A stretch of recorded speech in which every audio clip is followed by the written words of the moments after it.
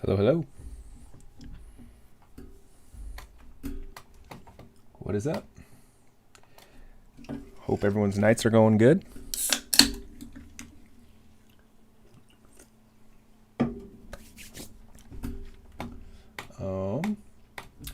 So I'm going to do a little office hours, I suppose, but mostly I'm actually just sort of doing a little bit of research today.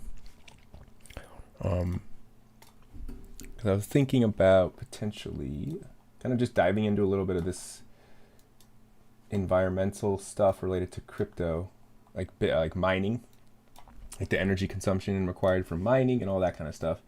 So I was gonna maybe do a bit of research. What's up, Champit, Aru? How are you guys? So I'm just I got some research that I'm doing. So I'm just gonna already started doing some research, but there's kind of a lot to it. It's definitely not black and white. What up, Appa?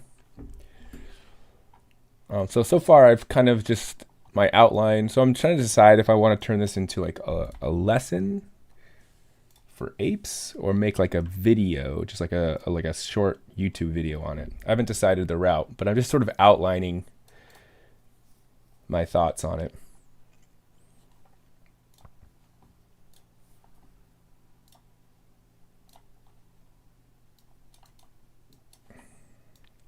So basically I just sort of have started off with like doing a little bit of background on crypto, like what it is. I'm like not an expert, so I'm just using like very basic sources for this stuff. Basically, what is cryptocurrency? How is Bitcoin mined? Using Bitcoin as an example, how that relates to the environment, and then dipping into a little bit of research on the actual power consumption required. And so like at first glance, it seems like pretty bad. Or not bad, but like it's just a lot of energy. So for example, actually let's do this. Let's go 125, make this a little smaller.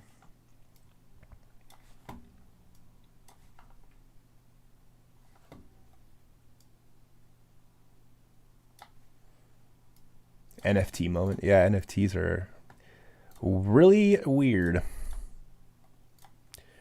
Dude, NFTs are like the new, like I can't believe like when you're younger and you think about all the kinds of scams that happened when you were younger that you didn't quite like have the experience to understand. And then you get older, like my age, and you see that all the same scams just are just coming back, but just like now it's like in a digital form, and it seems like it's new because it's like, oh, it's like we don't quite know what's like, is this brand new stuff? But it's like the same scams over and over again. And like all this cryptocurrency and NFT stuff is just rife with scam. But I mean, it's not to say that there's not actual like good uses underlying it all. It's just the amount, like the garbage on top of the good stuff is just a lot. And I think a lot of people get caught up in it in really bad ways. But I mean, if you look at like, so this is a paper or like I guess this is called the Third Global Crypto Asset Benchmarking Study, published a little over a year ago from Cambridge University Business School. And basically the whole thing just outlines crypto.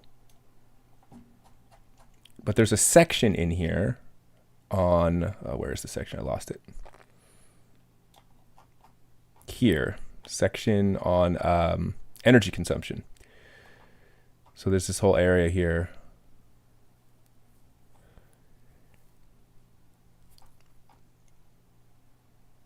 Talks about like electricity price, and basically they analyze different regions. So they talk about Asian, Pacific, Europe, Latin and Caribbean, and North America.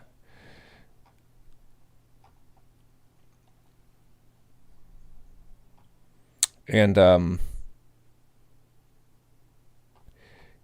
if you look at this, they say, now of course they cite their sources here, so you can look at like the more primary sources, but basically they're saying from the research they've done, 75%, what up, Mr. Chang? 75% of capital expenditures for Bitcoin miners goes to paying utilities, which is mostly electricity. So like if you're going to get into mining Bitcoin in any serious way, most of your capital outlay is entirely based on energy. 10.5. Nice. You got some OT.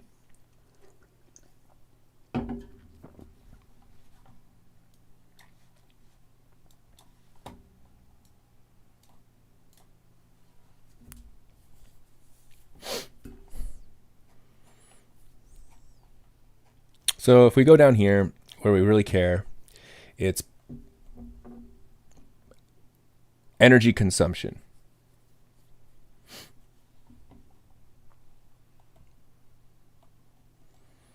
So if we look at how much they're using, so 76% of hashers, which are Bitcoin miners, use renewable.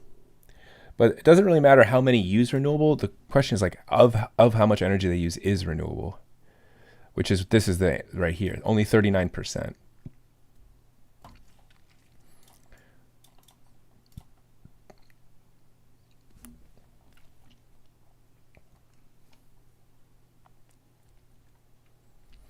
Wait, your OT is $10 an hour?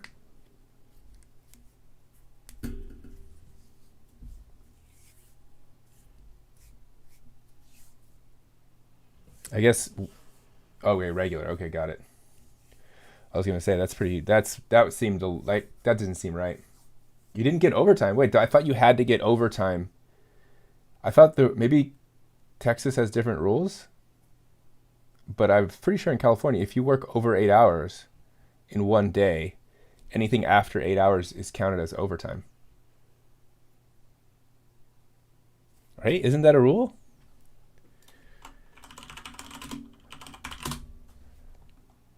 U.S. Department of Labor. Better not have a scumbag manager not giving you what you need.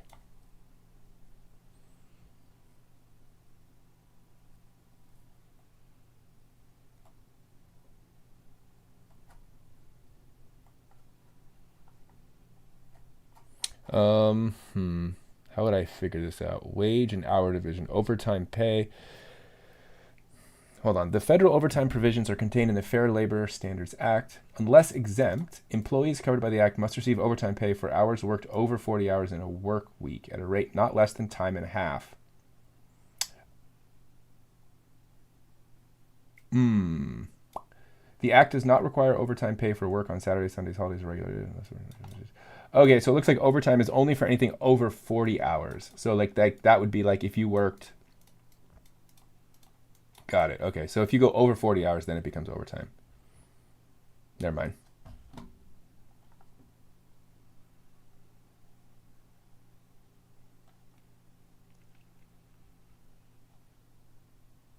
So it's not based on work per day, it's based on work per week, where overtime comes from.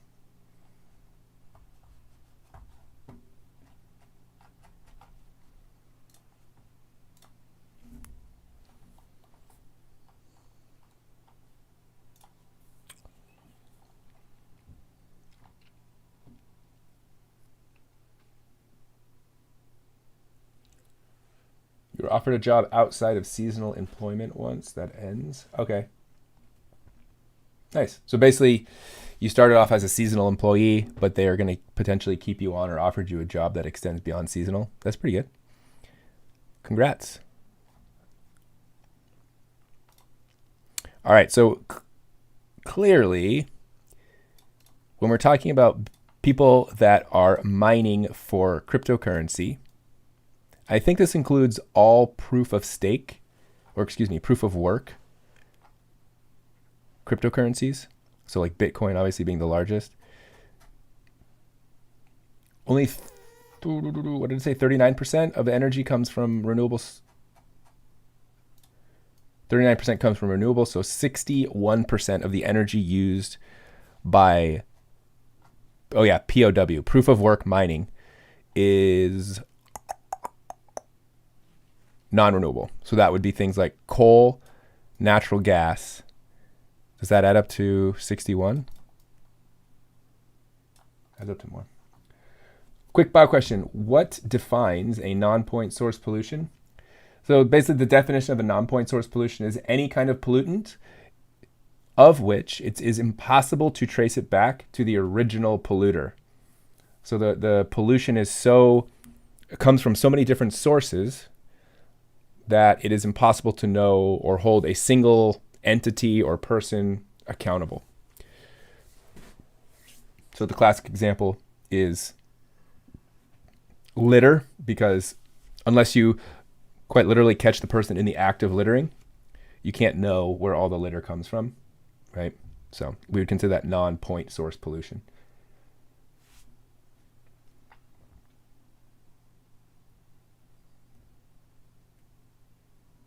Wait, one of the Santas working? Wait, where are you working? Like, what are you working in retail? Or like at a mall or something where there's like Santas? You should apply to be a Santa.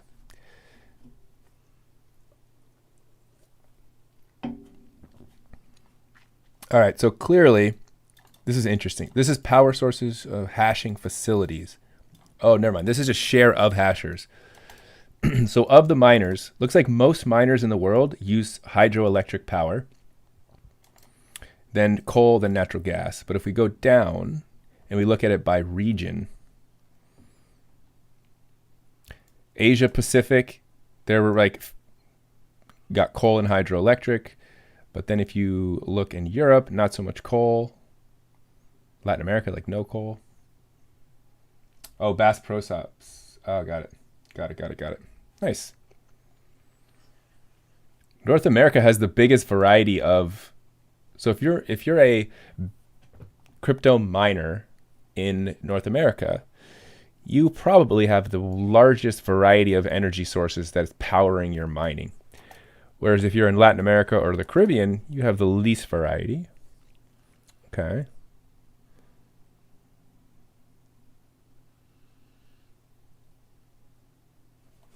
Here's an important table.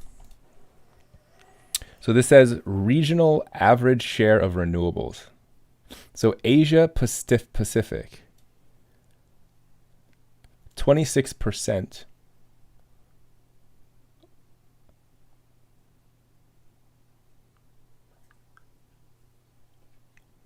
are renewable. Got it. And if you weight it, it's 20%. So globally, 29%. That's where they got that number from.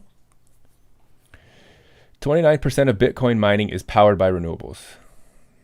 But if we go back up, didn't we see something that said 39%?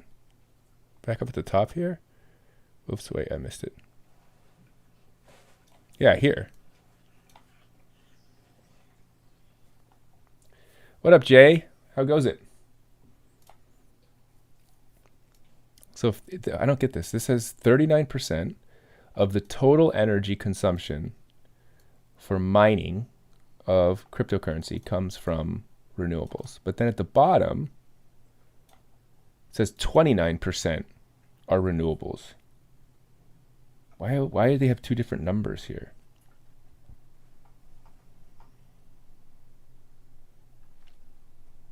It's confusing. So in my outline, I've put it down as 39%.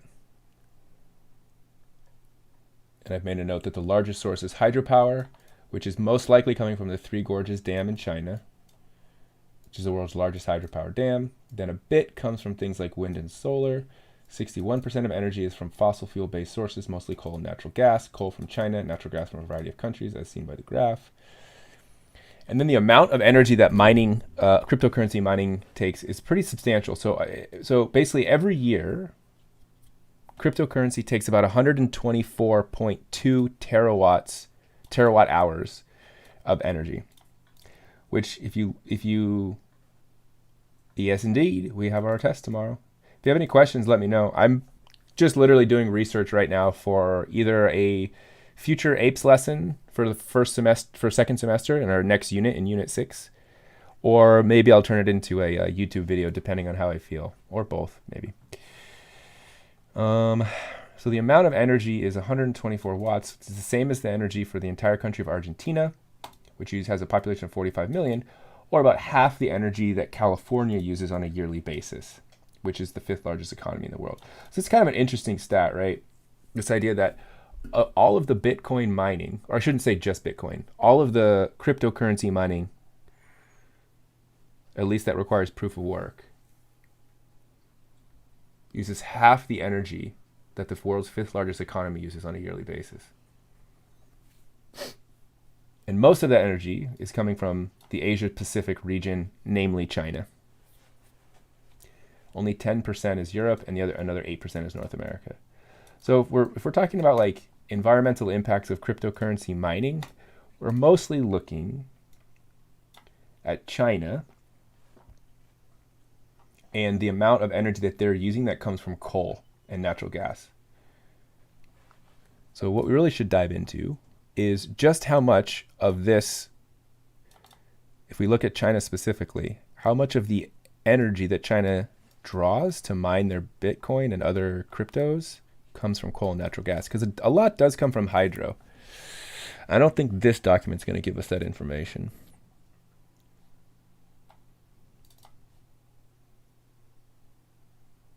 This is kind of a boring document that I couldn't really get through. This is where I got that number from, this annual. Oh, they updated this. I got to update my numbers. This is up to 126.5 now since yesterday.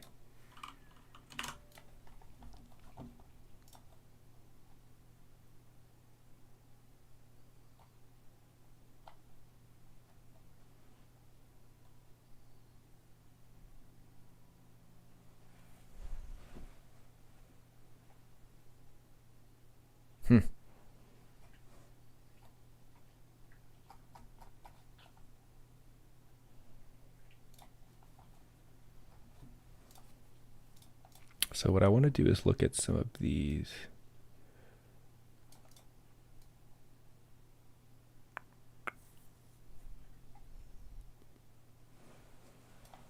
Cambridge Bitcoin Electricity Consumption Index. Let's see where this takes us. Oh, this is this page. Never mind. Wait, can I look at this by country?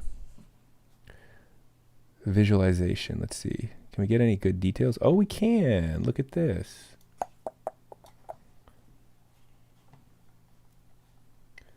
So mainland China.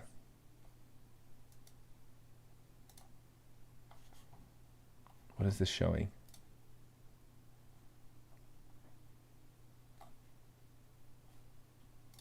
Let's just set this to now, July 21, the most recent date.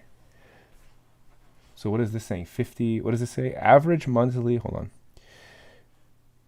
Average monthly hash rate share by country and region for the selected period based on geolocational mining pool data. Hold on, pause.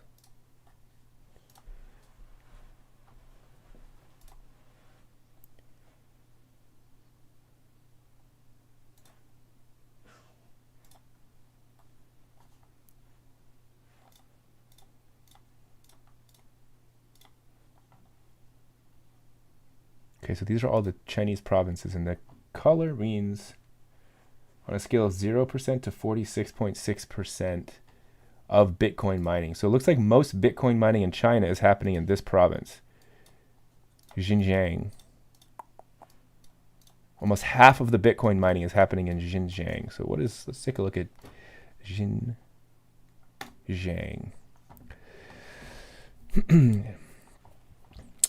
Xinjiang, officially, the Xinjiang Uyghur Autonomous Region, is a landlocked autonomous region of the People's Republic of China, located in the northwest of the country, closest to Central Asia. Being the largest province-level division of China and the 8th largest country subdivision in the world, Xinjiang spans over 1.6 million square kilometers and has about 25 million inhabitants. Okay.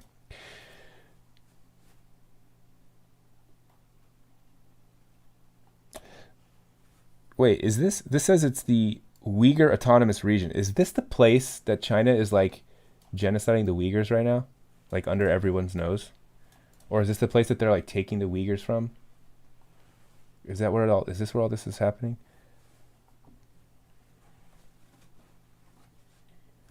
It's home to a number of ethnic groups, including the Turkic Uyghur, Kazakhs, Kyrgyz, the Han, Tibetans, Hui, Chinese Tajiks, Mongols, Russians, and Zibe.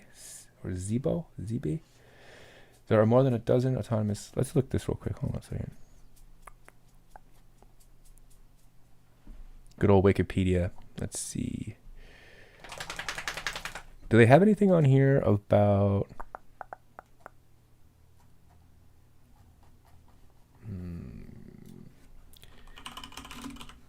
Let me just look at this real quick. The Uyghur genocide is the characterization of a series of human rights abuses committed by the government of China against the Uyghurs and other ethnic and religious minorities in Xinjiang as a genocide. Since 2014, the Chinese government, under the direction of the CCP during the administration of Xi Jinping, has pursued policies that incarcerated more than an estimated 1 million Muslims, a majority of them Uyghurs, in internment camps without any legal process. This is the largest scale detention of an ethnic and religious minority since World War II.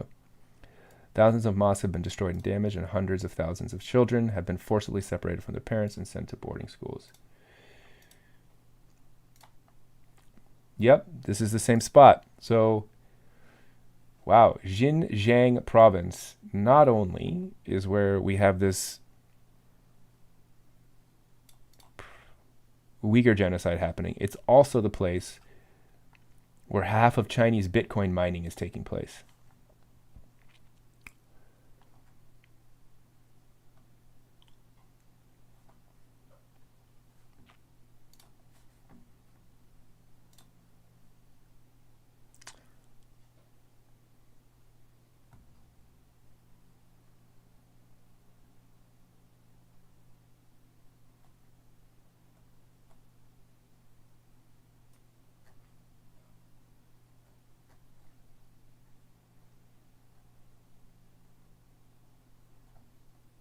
They don't say anything on the Xinjiang Wikipedia page about Bitcoin mining.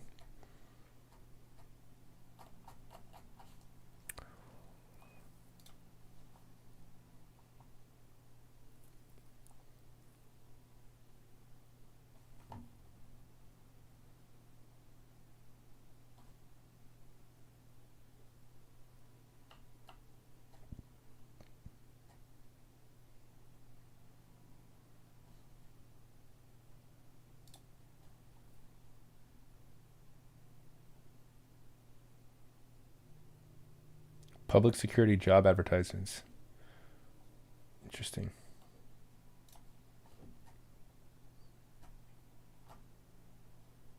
The Chinese government has engaged in a propaganda campaign to defend its actions in Xinjiang. China initially denied the existence of the Xinjiang internment camps and attempted to cover up their existence. In 2018, after widespread reporting.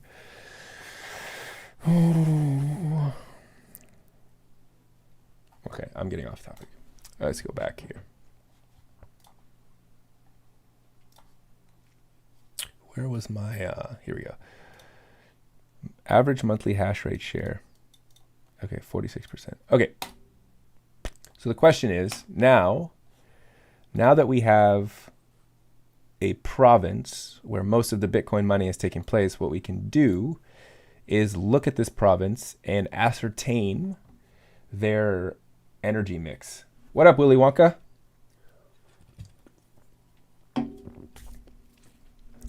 Quick question. What is integrated pest management? So integrated pest management it's pretty simple. It's literally just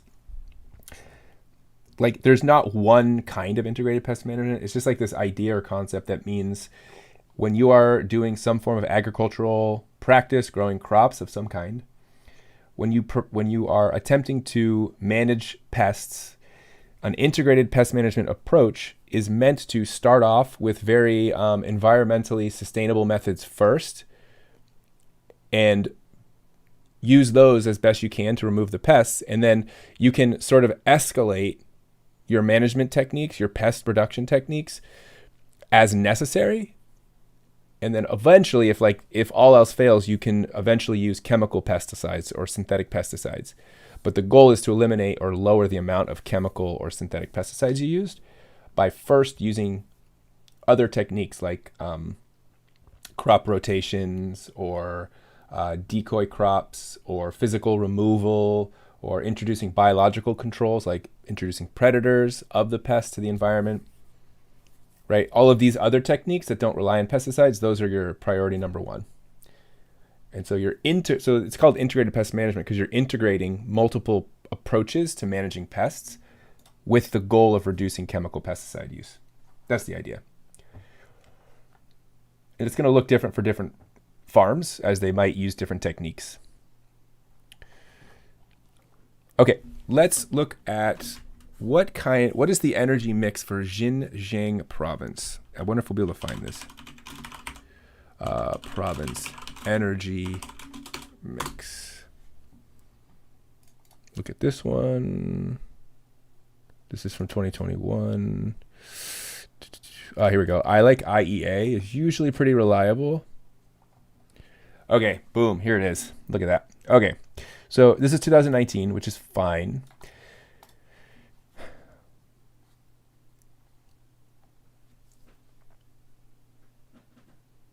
Correct. Yes, Jay. If you practice integrated pest management technique, the opposite of integrated pest management technique is literally just picking a place to grow your crops and not doing anything to prevent pests, but just literally just spraying pesticides from the start. So in opposition to just like massive chemical pesticide use, you're using other techniques to avoid that. So yeah, integrated pest management will always be more sustainable or environmentally friendly.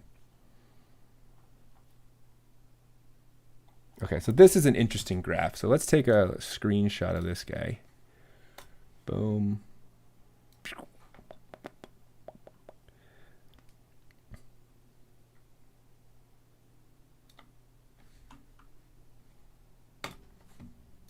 And we'll kind of dive in here a little bit. Who uses the most energy? So let's zoom in.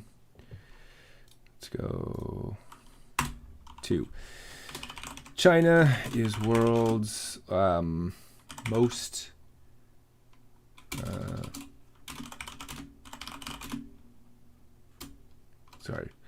world's largest mining country, with Xinjiang province being accounting for, we could say, what was it, 46% or something like that?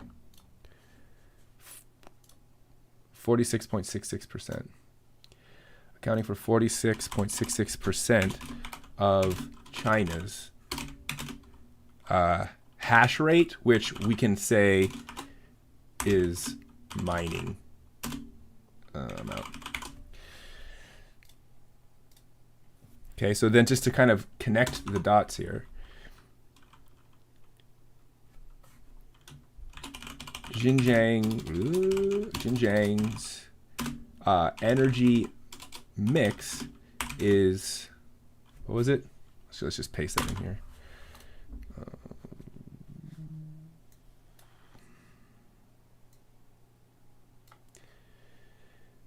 It was coal. Oh no, the percentages didn't show up on this. I have to redo this. Hold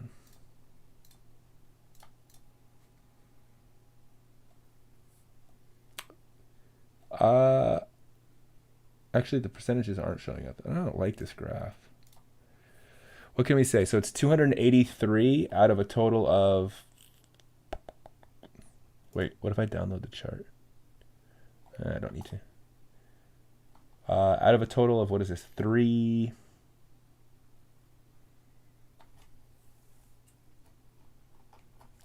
Why don't they put the percentages on here? It's really annoying.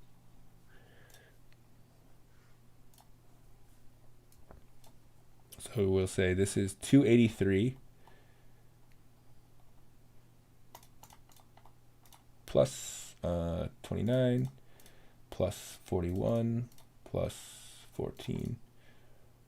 So they only have coal, hydro, wind, and solar? That's it?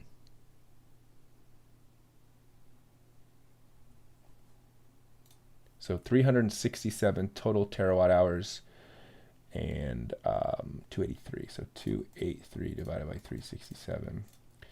77%. Okay, 77%. Is 77% coal-based.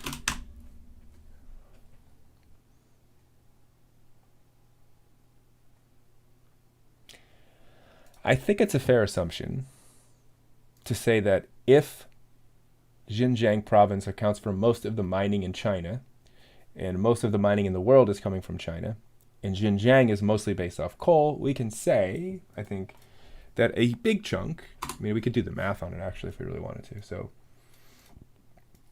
the one other thing to be careful here is it possible? So if we look at, where's that one? This one. Is it possible that if you're mining that this map, if I'm mining Bitcoin or cryptocurrency in Xinjiang province, does that necessarily mean that my energy is also coming from Xinjiang province? Can I be importing energy in some weird way? I don't really see how that's possible because you have to be connected to the grid in the location you're living. So we'll just say Xinjiang coal. So thus we can say that. So if we do the math here, we have what chapter covers aquaculture on the textbook? Let me think about that real quick. Sometimes, so I'll be honest, the textbook that we use for the class is dated. It does have some topics that aren't covered. And I don't really remember off the top of my head. Are you using the physical copy? You can look up the term aquaculture in the index and see if it exists. And then you can it'll reference you to the page. That's usually the way I do it, is I'll just go, so for example, maybe I'll look at,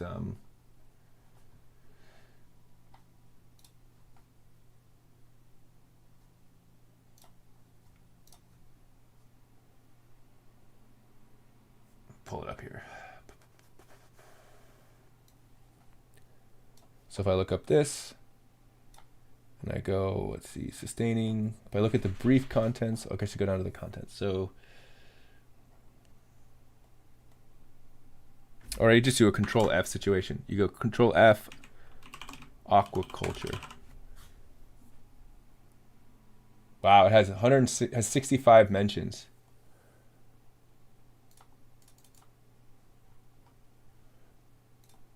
So actually, let's go this other way. So it looks like it's chapter 11. Oh, that's just referencing this diagram that I used anyway. Where else is it?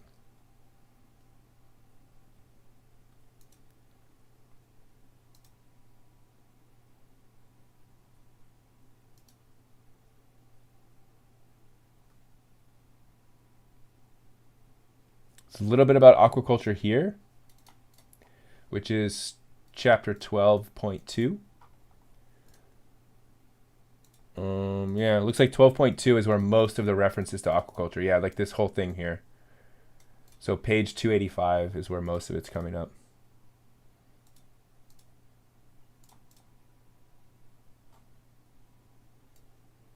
Yeah. Some graphs about it there. And then it has the whole thing here, yeah. Yep, there it is. 12, basically 12.2.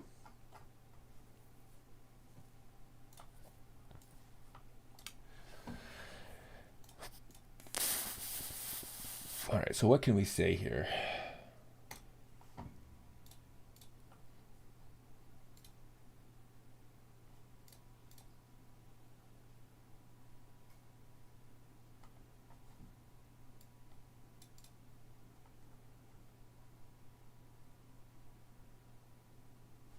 So let's just pull up a calculator real quick and do a little bit of math. So if we say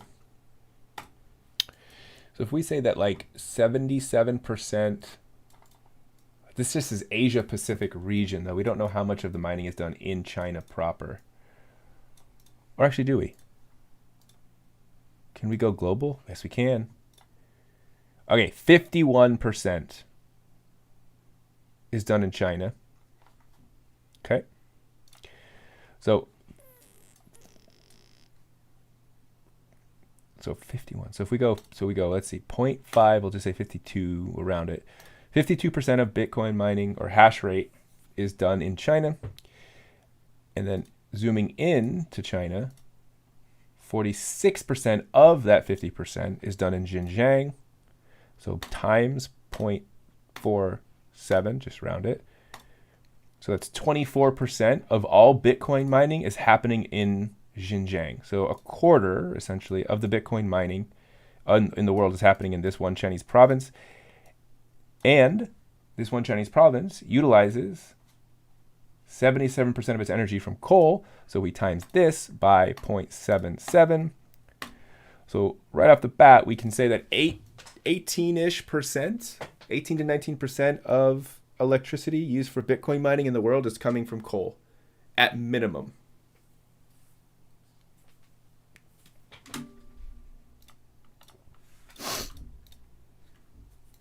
Actually, let me put this in here. This was 50.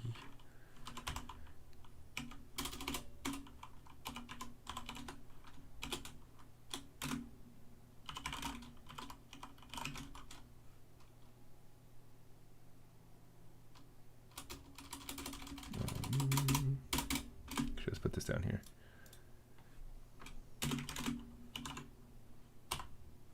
%51.5%.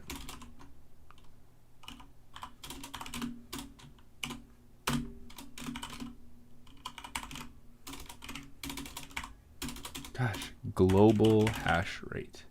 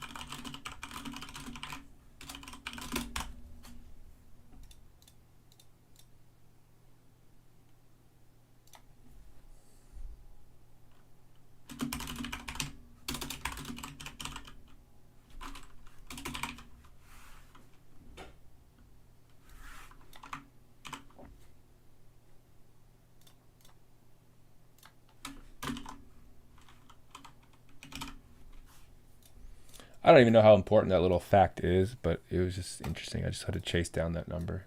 All right, so interesting. I guess that's kind of interesting. I mean, if we really wanted to do this, we'd have to go by a country by country basis on this map and just do the math. But I don't particularly care too much about the individual numbers.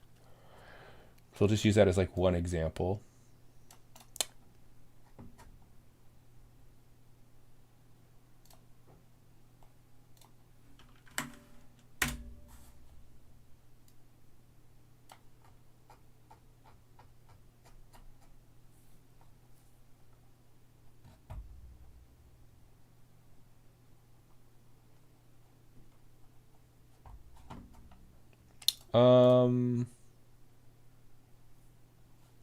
Where could you send that? I would say just sort of send that.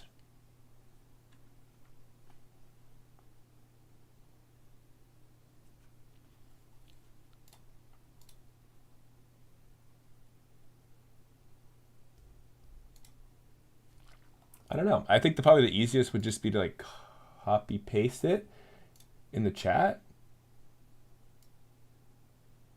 Or maybe, or you know, yeah, that's fine.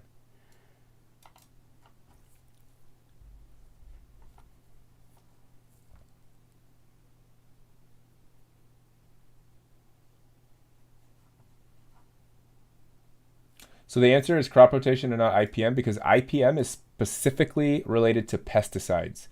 It's not related to fertilizer or soil erosion. So when we think about agriculture, there's sort of like three major areas that we have to think about. There's pests, which is what IPM deals with. There's soil erosion, which is what like things like cover crops can help with. And then there's like nutrient levels, nutrient availability for your crops, which is what fertilizers deal with. So in the case of like what technique is a realistic solution to decrease the amount of fertilizer and sediment, crop rotation works for that. Because if you rotate your crops, one is Now, instead of having like no crops on your land, you have some crops, and the roots will hold the soil in place, so you have less sediment runoff. Two, for the fertilizer piece, when you rotate a crop, what the point of crop rotation is to give the soil a break. So let's say I grow one crop for a season. That, let's say this crop is very, like, I'll use corn as an example. Corn is a very like nitrogen dependent crop. It'll suck a lot of nitrogen out of the soil.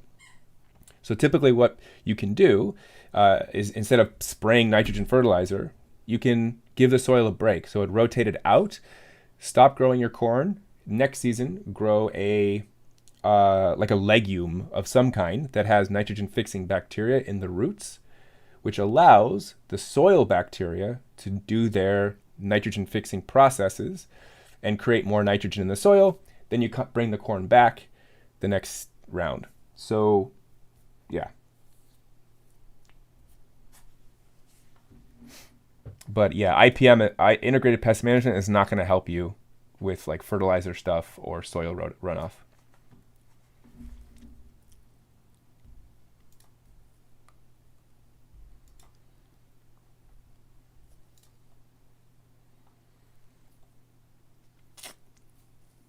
Which of the following practices is consistent with the production of organic crops according to the United States Department of Agriculture? Shoot, I may have removed a slide that I sometimes use in class. So basically, to be certified as organic, according to the Food and Drug Administration, or the United States Department of Agriculture, rather, an organic crop has to have no use of pesticides, synthetic fertilizers. Actually, I don't know if the fertilizer ones count. It's definitely no pesticides, and it should technically not be genetically modified.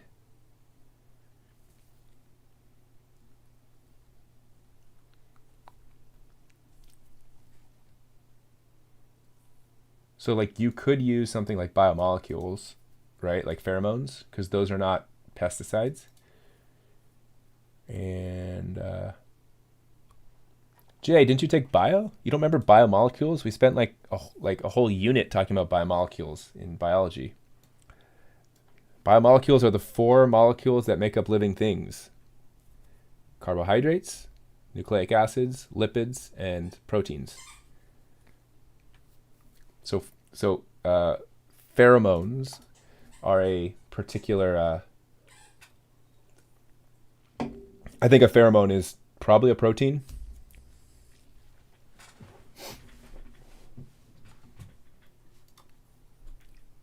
Yeah, exactly. So a pheromone would be an organic pesticide rather than a synthetic or a non-organic pesticide. Like, so for example, like DDT was a good example of a non-organic synthetic pesticide.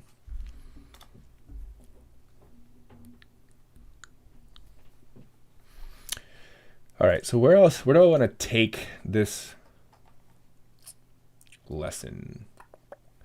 I pretty much extracted the info I need. The problem is it gets a little bit more complicated when we start talking about this, because then I could see someone raising the objection of like, well, sure, Bitcoin mining uses a lot of energy, but so does traditional currency.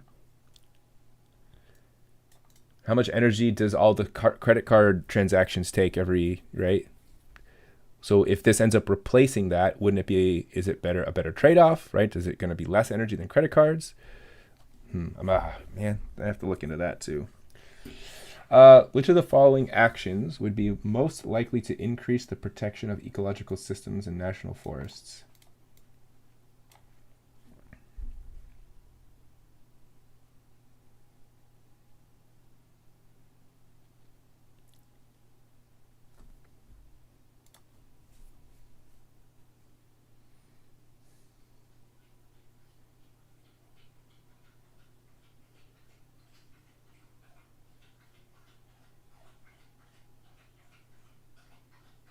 Yeah, so the reason why that works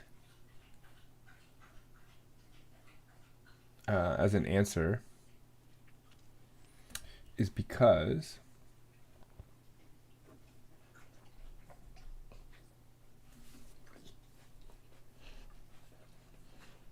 Wait, hold on. Let me rethink this one.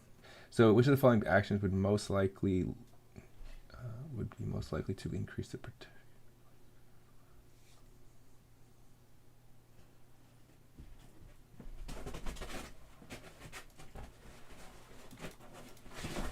Right. So basically, the idea here is that what you don't want to do is allow like undercutting of prices by people that want to purchase logging rights, if that makes sense. You don't want to let them undercut it. But the other thing is you don't want to let like a weird bidding war happen, because then that's going to raise the so if the company has to pay more, they're going to have to raise the price of lumber as well. So what you want it to be is just like, let it be a fair market value, and that should allow there to be some money provided to the government that can maintain forests while not also affecting like the price of the goods made from the lumber, and also not causing it to be like too cheaply sold so that there's not enough money to maintain the forests.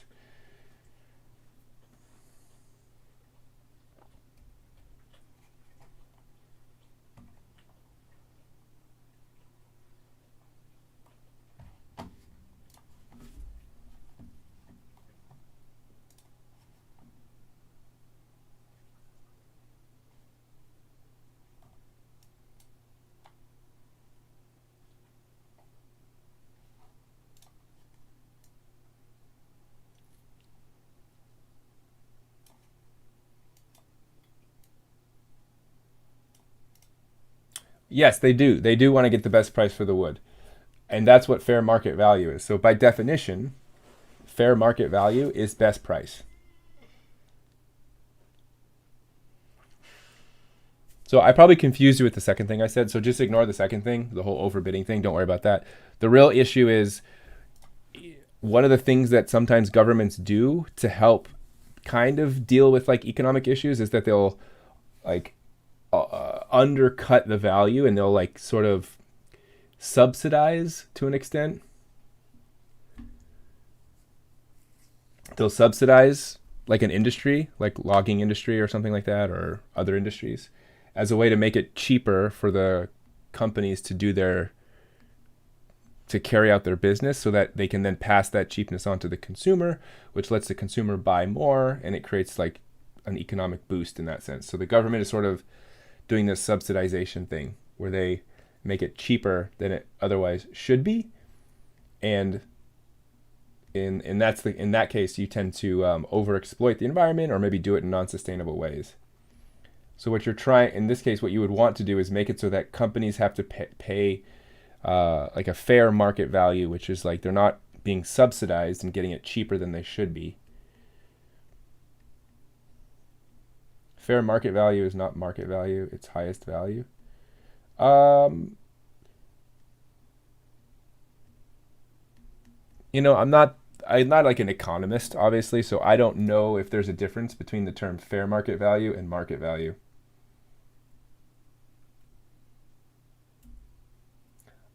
I guess market value might not be. I guess market value might hide some of the like subsidies that are going on behind the scenes. I'm not sure. But I think the point of the question so in general, like regardless of the question, the way it's worded and stuff, I don't particularly like the phrasing of the question, but the premise, like the key thing to know, is that we don't want government to subsidize industries to make it really cheap for them to extract natural resources in ways that doesn't cover the actual cost in terms of like the other ecosystem services that would be associated with it. So we don't want like to externalize the cost to the environment, basically. Or at least that's the way I interpret the question. I could be wrong, but that's the way I would look at the question. It's not a great question, I'll be honest. Okay, what else here? So I guess the question would be, if I want to make this video about environmental impacts of cryptocurrency mining, to make it thorough, I should probably have a section here where I compare the energy uses of cryptocurrency mining to the traditional maybe credit card transaction like stuff, or the use of cash. Cash, like we should just use like credit card transactions because that's pretty much what mostly done today.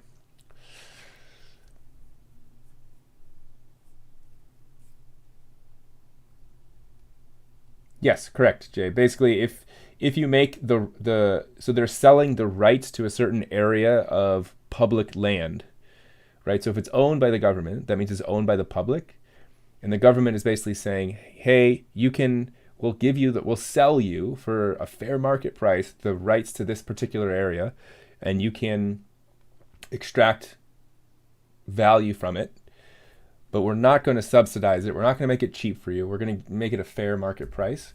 And that would do two things, right? One, it would make it so that the money the government receives can be more, which could then go back into sustaining the forests. And two,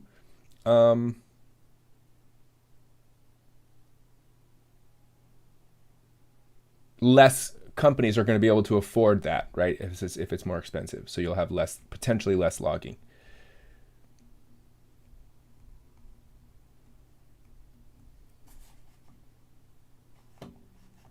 Okay, no problem.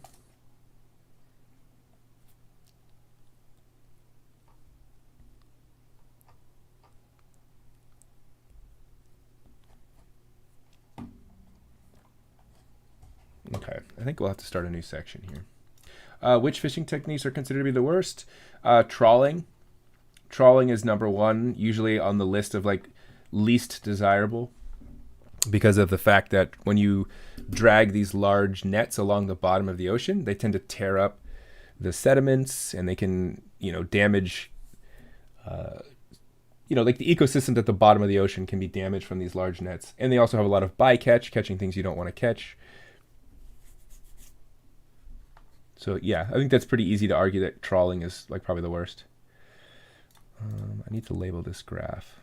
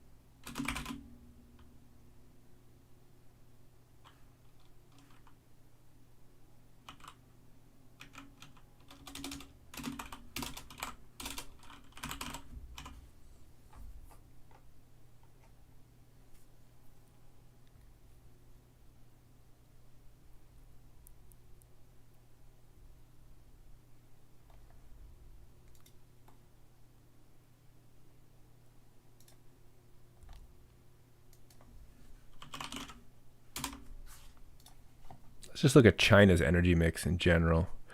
Let's go to IEA is always a good one. Or EIA. Wait. Which one do I trust? I actually trust EIA. Shoot, not IEA. 2019. 58% coal.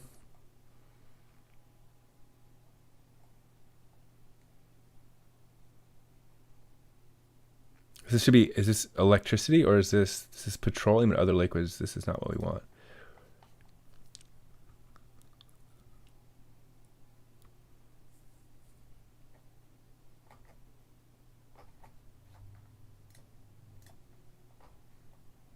Let's go electricity mix.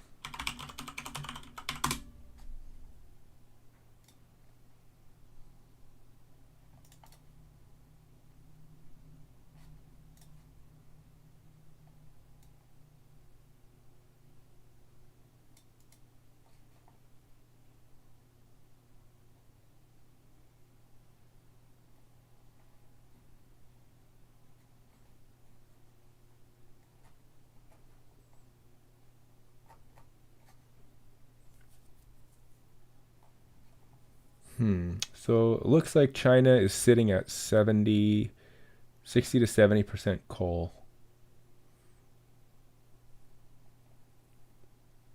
So I guess we'll just take the most recent numbers on here. And we'll say 66. Okay.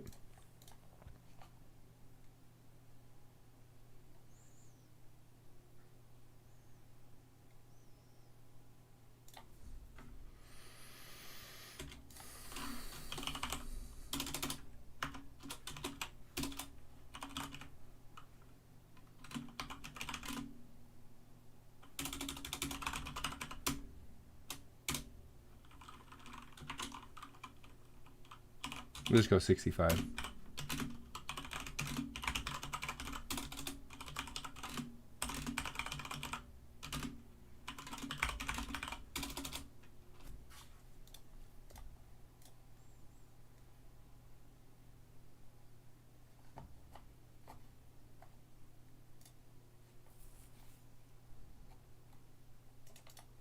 Our World in Data is actually a pretty good site as well.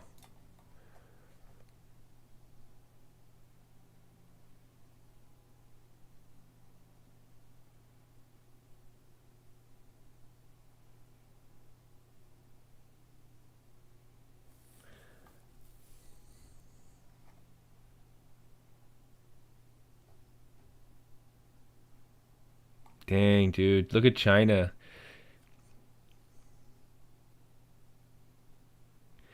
From 2000 to today, over 20 years, they've tripled their energy use per person. Dang.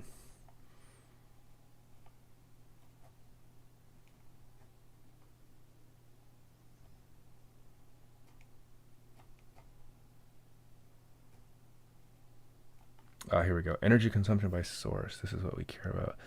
Oh, actually, I don't want oil in here because oil isn't really used for electricity. I'm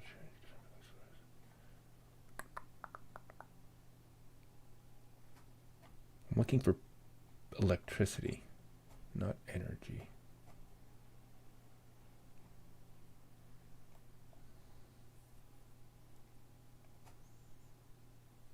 Here we go. Electricity. Thank you. So in 2020, coal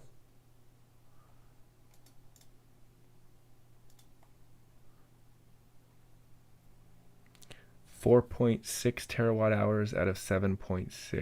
Does that math add up?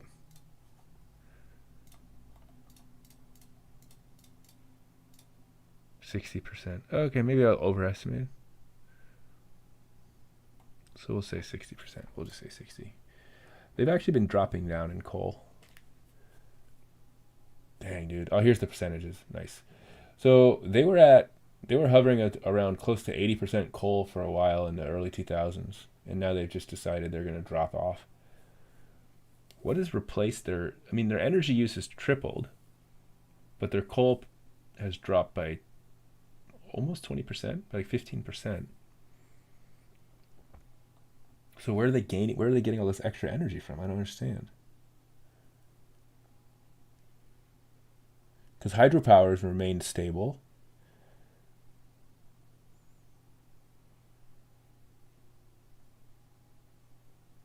What has upticked for them? Gas. Oh, they've gone solar a bit. A little bit of nuclear. Oh, wind. Wow, wind has really upticked for them. So 7% gain in wind.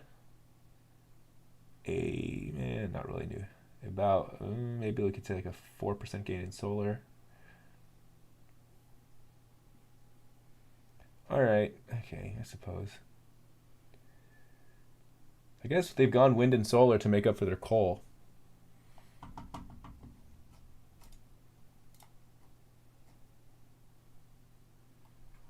Man, it's crazy. We literally watched China go through their demographic transition from the 90s to today. They like industrialized and now they're like going renewable. Pretty wild to watch that in real time. Two advantages of strip mining, like in general, like general advantages, or are you looking for like economic advantages or environmental advantages? Is it anything? Just any advantage? So we'll drop this to 60%. Because I could think of economically, there's an advantage of strip mining because it's relatively cheap because you don't have to do subsurface mining. So it's easy to access the ore. Another advantage of strip mining is it's a little bit safer, less risky than subsurface mining.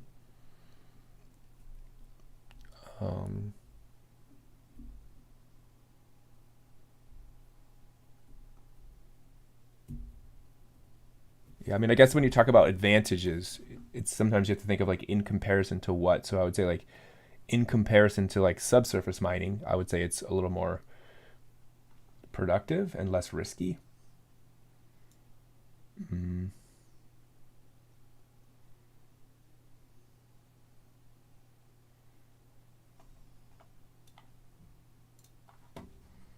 Probably gonna jump on Minecraft pretty soon, actually, to be honest. Maybe I'll watch a couple videos about energy and Bitcoin and see what other people are saying about this.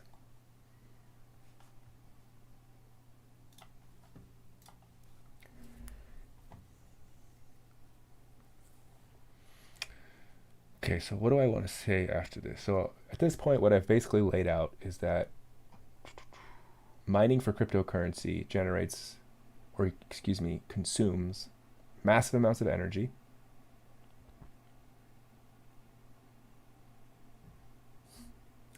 That's true. I'll take the blame. I'll put the L on myself here. So if at this point I've basically, what up, Arcane? By the way, Ace and Erebus, if you're still there, I didn't even see your hydrate. Cheers, guys. Arcane, what I'm doing is I'm doing some research for a potential, either like a lesson or a lecture for my environmental science class, or like a YouTube video on just sort of like the environmental impact of cryptocurrency. I feel like it's kind of like a relevant topic and it's related to some stuff I know about.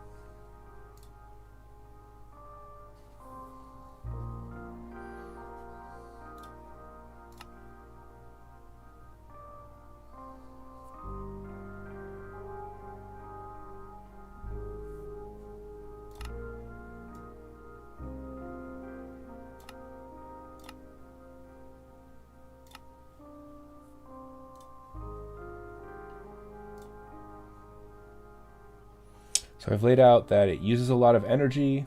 Like the total amount of energy it uses is pretty large, massive on the scale of like countries. The kind of energy it's using seems to be mostly coming from non-renewables. So for example, like most of the mining is in China. China's 60% is coal, of their energy is coal. Like one particular province, Xinjiang, uses 77% coal, and that's where like half of China's mining comes from. I have some data here that shows 29%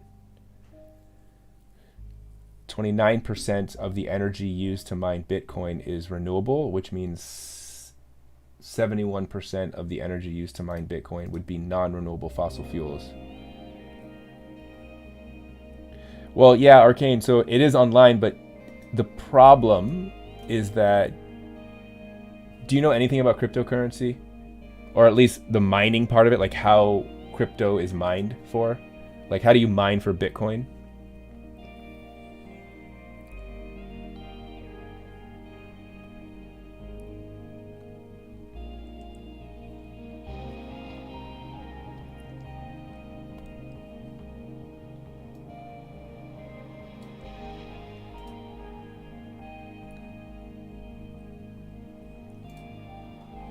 So I guess the next step is to basically, I don't think I need to make the direct connection to, obviously, fossil fuel energies are bad because of the emissions, which leads to all that stuff.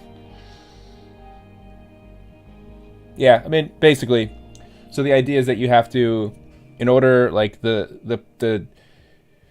what literally happens is you have like a bunch of computers all competing to solve a complex math equation, and the first computer to solve it is awarded the next block in the blockchain, which comes with the reward of some Bitcoin. And so what you end up having, and as this goes forward, the equations, or excuse me, the problems, these math problems, these computational math problems become harder and harder.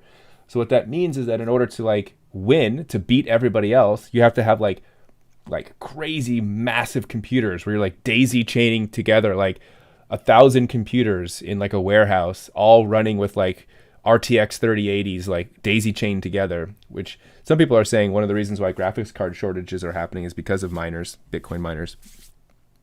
But like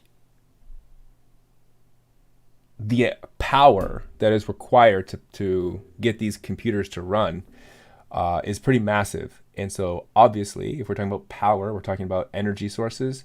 And so if you look around at where most of these mining operations are occurring, the energy that they're using is mostly coming in the form of non-renewables, in the form of natural gas and coal, which is what's powering these mining operations. And that releases carbon emissions, right, which leads to climate change. So most of the impact, well, that's one, oh, that was the other impact I wanted to research. Shoot. So yeah, that's one impact, is the energy, which relates to climate change because of the emissions. And then the other, so I have, how is this related to the environment? Energy. And then the second one would be e-waste, which is I put under heading B. So e-waste is what the other piece I wanted to research was. So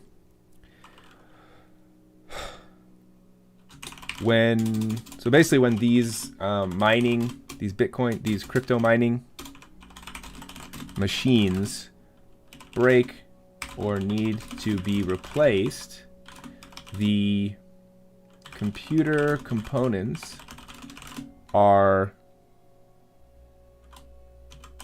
disposed of, and this leads to electronic waste that can build up in landfills. E-waste is very difficult to recycle because there are many different materials and metals, all compressed and interconnected, making it hard to separate.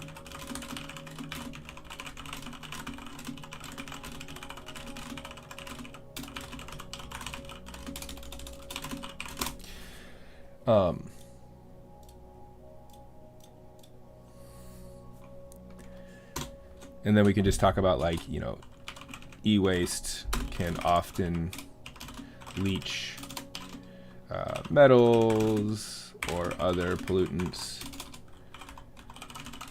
into local water sources.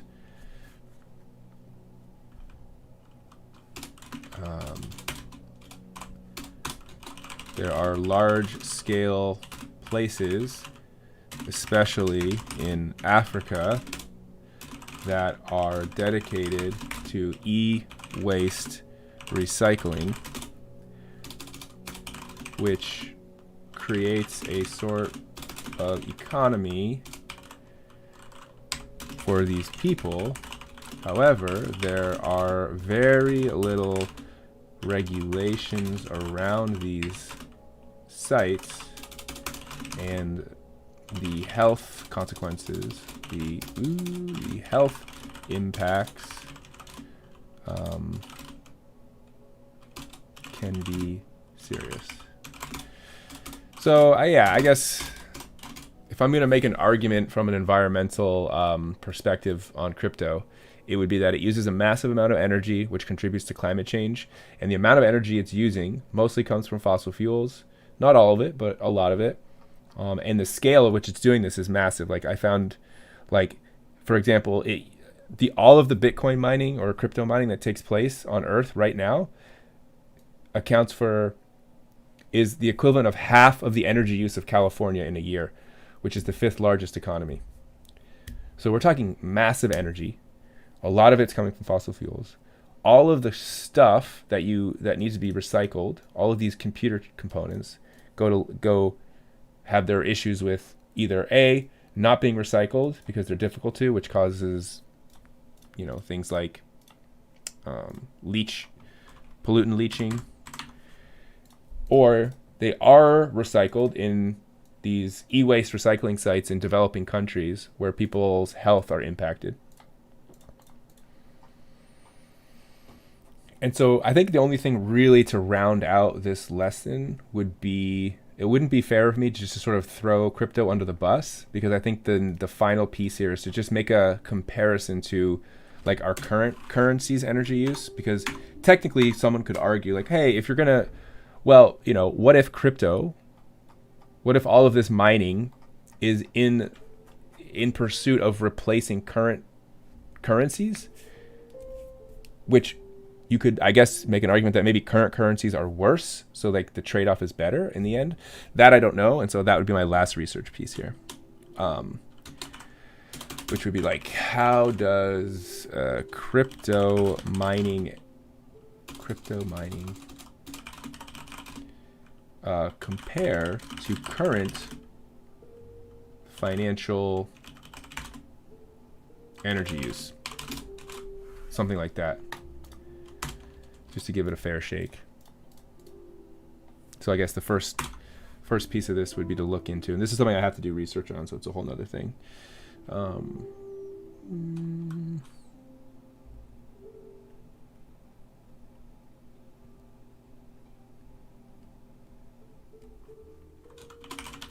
How much energy do credit card transactions use on a yearly basis? Let's just say that. And so I'll look into that. That'll be my next piece. And I think probably once I do that, that'll be enough.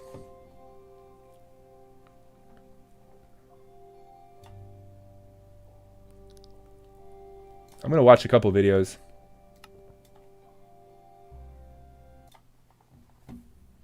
I want to see, I'm sure people have already made videos on this, so I want to look and see what other people have come up with and see how it compares to like what I've just done with as an outline.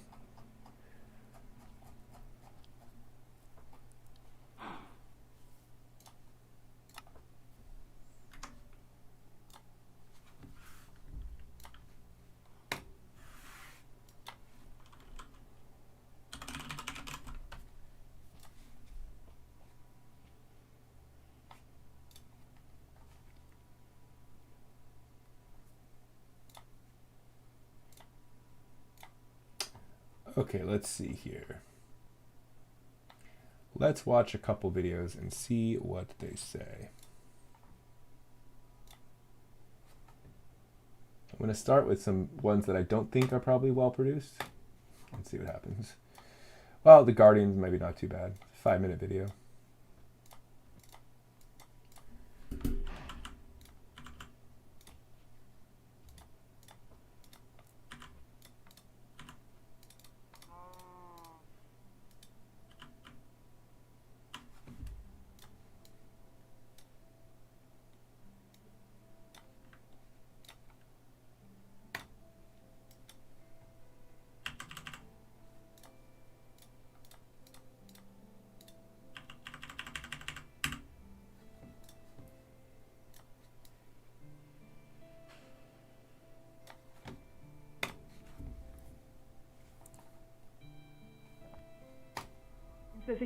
motivation, if you're a Bitcoin miner, to burn an awful lot of electricity. And that's the problem. You don't just burn a Norway's worth amount of electricity and have no carbon footprint. In Norway. Yeah, people love to use the two countries that people use all the time are Argentina and Norway. Those are the two countries that Bitcoin mining uses the equivalent of energy in a year's worth. I think, I don't know, I feel like it's definitely like a strategy to make it seem bad when you like throw like a name of a country around. But again, it's not necessarily bad, right? Depends on for what the end is. If it's replacing like credit cards and other forms of like financial transactions that are more costly or more energy use, then it's like not that big of a deal. So I guess ultimately like where I come down on this is going to depend on the kinds of energy we're currently using, to be honest, which I don't know yet because I haven't done that research. Bitcoin is an attempt to build in a decentralized way without any central bank, any authority saying who owns what or how, a digital internet-first replacement for money. Can anything slow down the surge we have seen in Bitcoin? At a record high on this news that Elon Musk and Tesla have invested $1.5 billion into the cryptocurrency. Certainly Bitcoin is in the mainstream now well and truly. It works based on this process called mining. Effectively, what Bitcoin does is every 10 minutes, the entire network holds a lottery. You enter by doing on a computer a very hard and completely useless calculation. The only reason why you're doing this calculation is to prove that you've wasted some electricity doing it. And the fact that you can prove you've wasted that electricity means that you've created something scarce. Proof of work, it's called in the Bitcoin world. The first prize is what most people think of when they talk about Bitcoin mining. It's financial. You get paid, currently, 6 Bitcoin, about £200,000, if you win the 10-minute lottery. The other prize, though... 6 Bitcoin.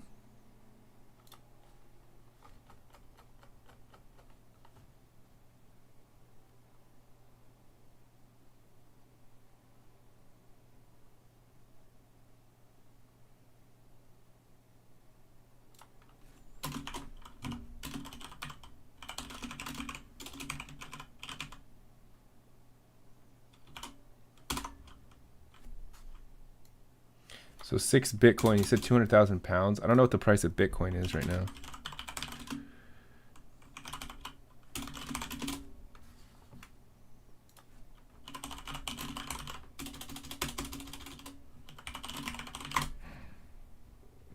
$50,000. So 300,000. Dang, dude.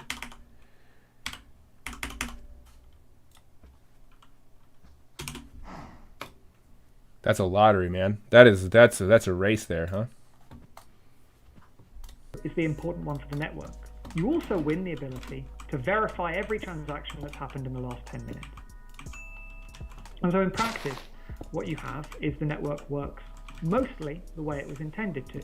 Lots and lots of people are doing lots and lots of Bitcoin mining, and random ones of them win roughly in proportion to how much electricity they burn. And that's the problem. We're talking about a system which is built from the ground up to encourage people to use about £200,000 worth of electricity every 10 minutes. That, when you scale it up, is about 2.5 times the energy use per year of Amazon, Apple, Facebook, Microsoft, and Google combined. Okay. Again, more comparisons. 120 terawatt hours of electricity. It's also around the same as Norway. Bitcoin miners try and minimize this cost for themselves. They tend to congregate in areas that have very cheap electricity, or that have very cold weather, because it means they don't have to spend much money cooling their computers that get very hot when they do this useless calculation. But the network is always going to roughly balance out at using £29 million worth of electricity every day. And that's always going to come out as an astronomically high energy usage. Bitcoin defenders have a few arguments that suggest it's not as bad as it seems. The first two pros. One is usually you can find abundant amount of mineral resources, so you can get there's a financial advantage, right? lots of minerals for relatively cheap. A disadvantage. Oh, wait, so 2 advantages, right? The other pro would be that it is, again, I would say in reference to the fact that it's not subsurface mining. So it's relatively easier.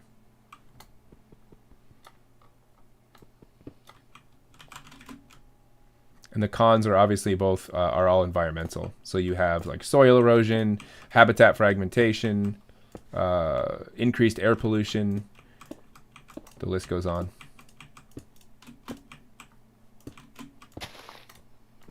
Who came up with this mining system? So I'm not a crypto like buff. My understanding is that the very first cryptocurrency was Bitcoin, and it was created by an anonymous person named Satoshi Nakamoto, who no one knows who this is. And basically, he devised the algorithm using something called a blockchain technology, which I don't think he invented, to basically create this way of create a currency.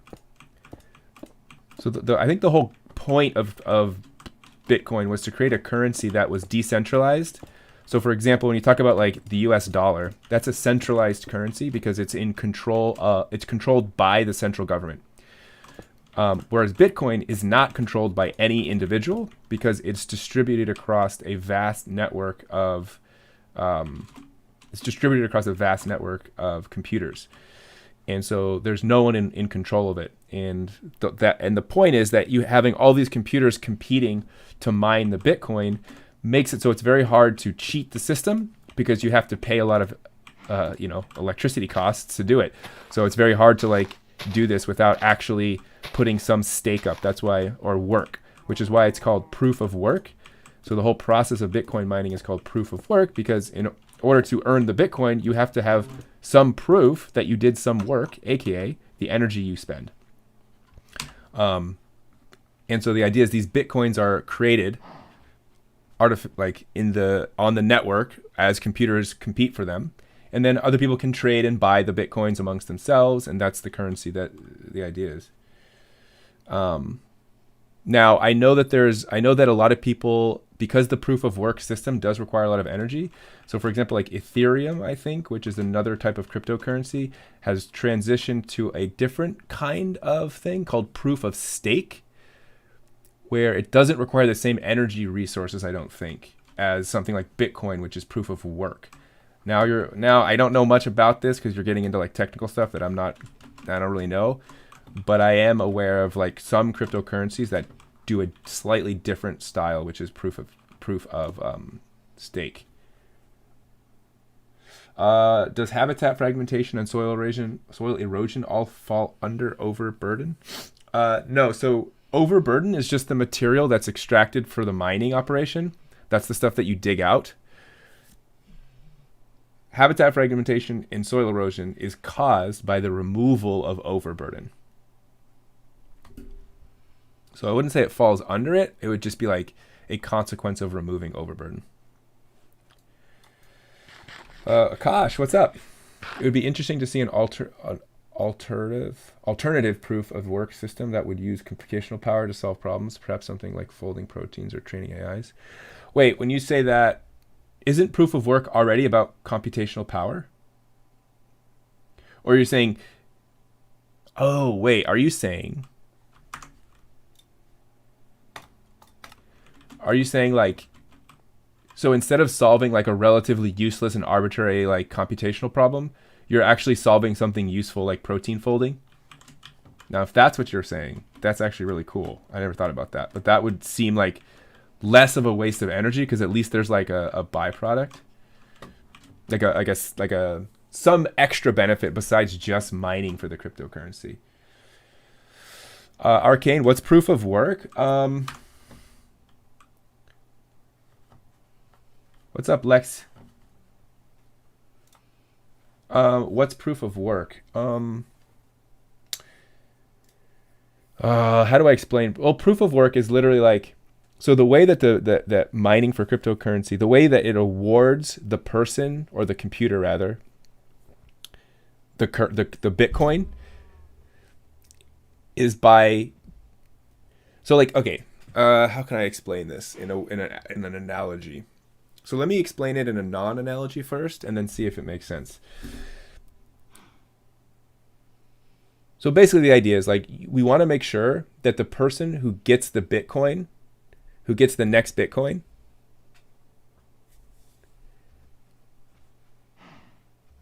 this is the Jones S&P, APA. You should be able to jump on. So basically the idea of proof of work is that the whole point is that we want to make sure that it's not easy for someone to fake, to like come in and like easily steal Bitcoin or like hack the system in some weird way. So in order to earn the Bitcoin, you have to show proof of work, like that you actually did some work and then earned the Bitcoin. Right? So the idea is that by having these really intense, crazy computational problems to solve, there's really no way to like cheat the system. Like you have to put in the work to solve the problem. And in this case, the work is literally just having a computer that is like really, really beefy that can solve these problems as fast as possible. So unfortunately, it's kind of a wasteful process because the only benefit of doing it is just to get the Bitcoin. There's no like side bonus to the energy use. Imagine if I taught physics. I can imagine it, and I would feel like all of my students would fail because I don't know what I'm talking about with physics. There's a good 3 blue, 1 brown video on it. Yeah, Arcane. So the whole point is to make the system not easily infiltratable by, I guess, bad actors or ne'er-do-wells or people that would just come in and like try and hack the system in a way to get the Bitcoin.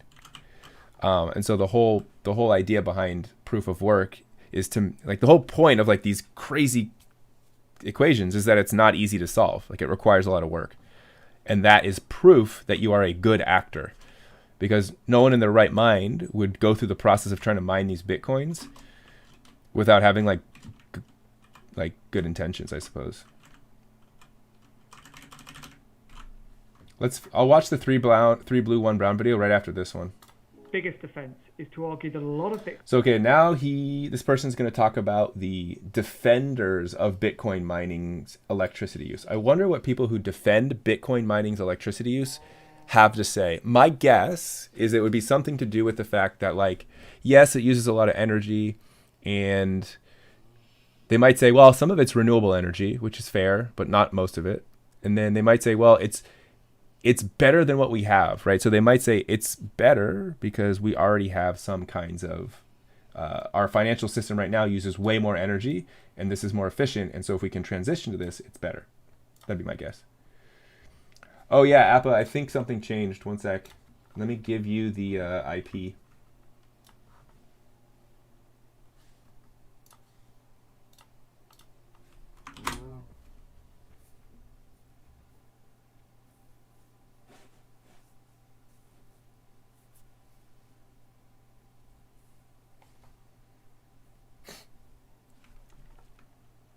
Yeah, that's true too. Illy, renewable energy is more expensive. So Bitcoin miners, because their main overhead, like if I'm a Bitcoin miner, right?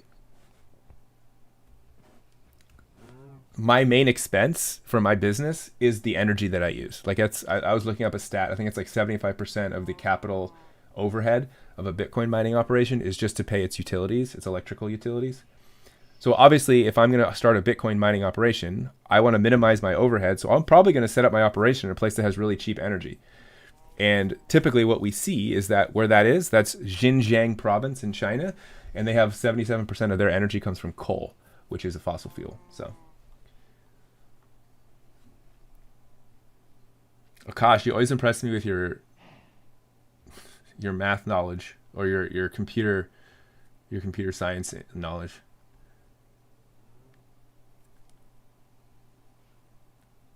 Difficult to find an answer, but easy to check if it's correct.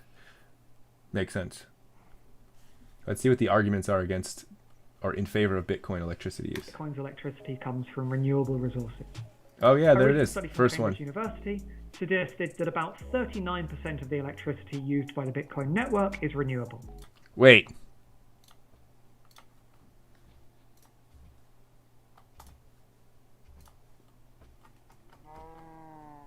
This is where he got that data from right here. This document. See, the problem is this says 39% of hashings come from renewables. But if I scroll down to this, it says 29%. And I don't know which of these two numbers to trust. Because it says table 3 indicates that about 29% of Bitcoin mining is powered by renewables.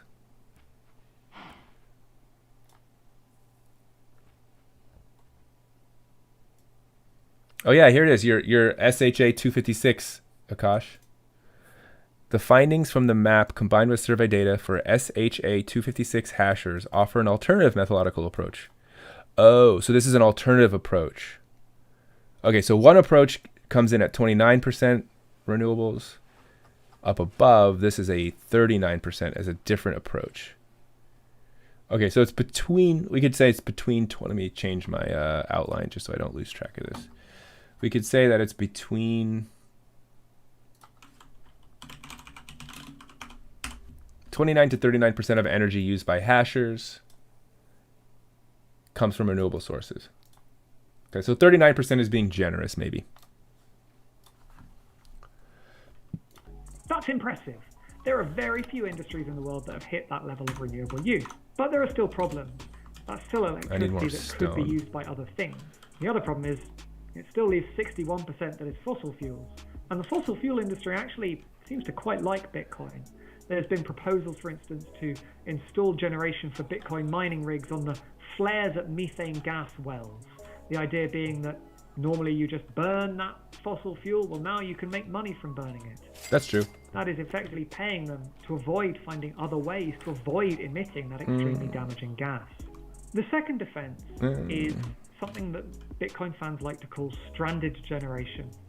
This is the idea that some of the renewable resources that Bitcoin uses wouldn't be used by anything, even if Bitcoin wasn't there. There's an example in China. So you're looking at Sichuan province and Yunnan province. In those places, there's a lot of hydropower that was overbuilt over the last decade, and that's hydropower which would otherwise be curtailed. And so you see that being put to use mining Bitcoin. What's the problem? There's two problems. One is we don't actually know how much stranded generation there is. But the other problem is that we want electricity generation to be connected to the grid, to be available for the most productive uses that society can put it towards. If you're paying someone for their stranded assets, you're effectively paying them to keep them stranded. It's hard to look at that and think this is great for the environment. And then there's a third defense, the argument that sort of rejects this whole discussion and goes, look, it's worth it.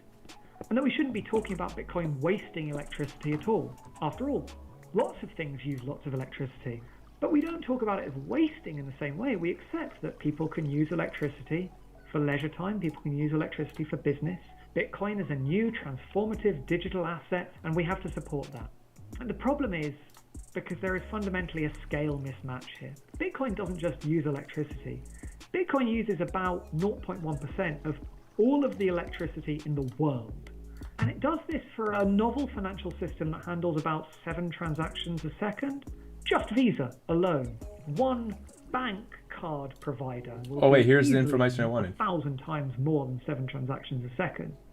Unless there is some radical, unforeseen change that wildly slashes the power usage of the Bitcoin network. Cree, I'm on version 1.18. This is the newest version.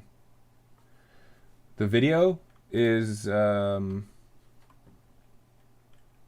which video? This is the video I'm watching right now. I think the renewable energy argument is flawed anyway, because as long as non-renewable energy is being used, any renewable energy could be used for other things that are using non-renewable. Yeah, I mean,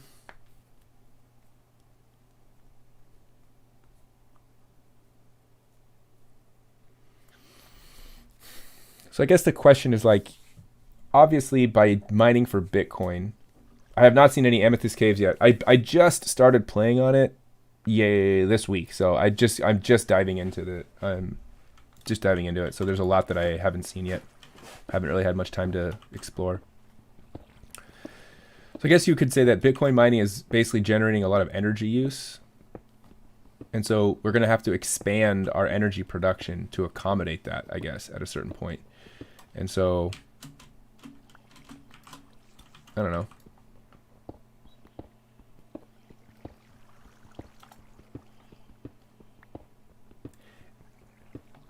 I guess we have to hope that the expansion goes in the renewable direction.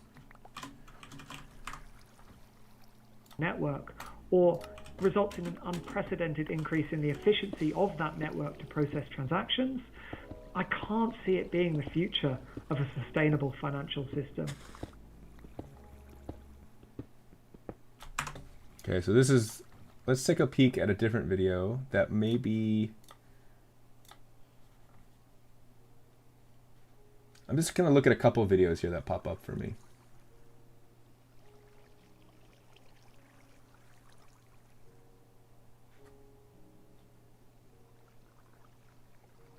Okay, well, let's do this. Let's take a look at a video from a YouTube channel called Coin Bureau. 1.73 million subscribers. The video's title is called Fact Check. Bitcoin mining is bad for the climate. So most likely this is coming from a Bitcoin or a crypto like lens. So they're going to be biased in favor of like trying to defend cryptocurrencies, and I like to watch these kinds of videos because it gives me an idea of like their strongest arguments, which are interesting and sometimes could be completely valid. There are three types of lies, as Mark Twain liked to say: lies, damn lies, and statistics. Now, oh, why is it not showing up? Hold on.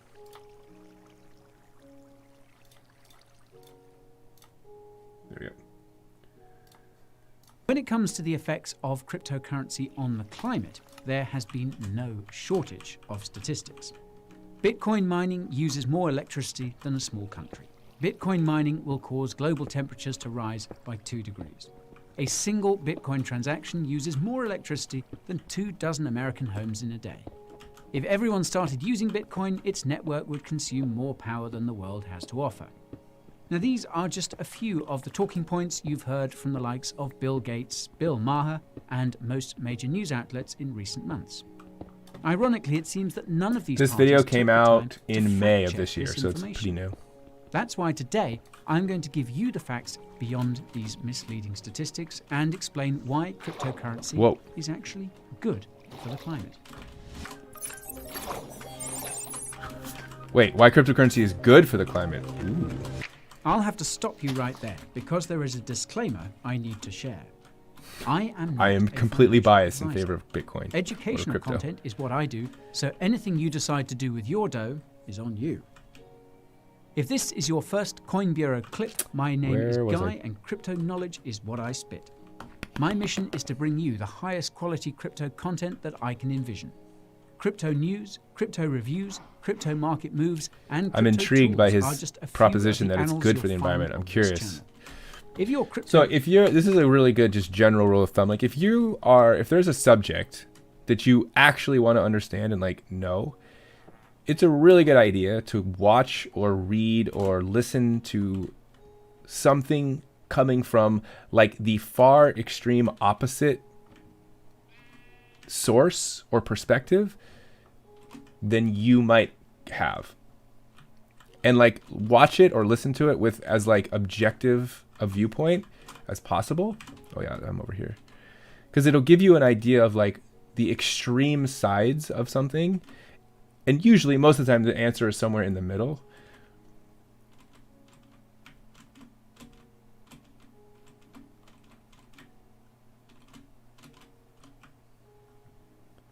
And so this is a good example of finding somebody who's like probably like makes their living off of crypto. And so they're clearly going to have incentive to be on the one extreme of the idea. Griselda, are you trying to link something? You're trying to spam something? What is VA?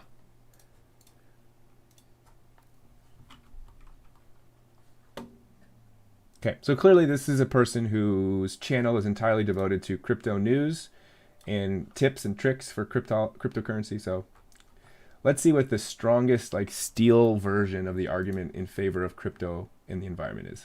Curious? Subscribe to the Coin Bureau and ping that notification bell if you're serious.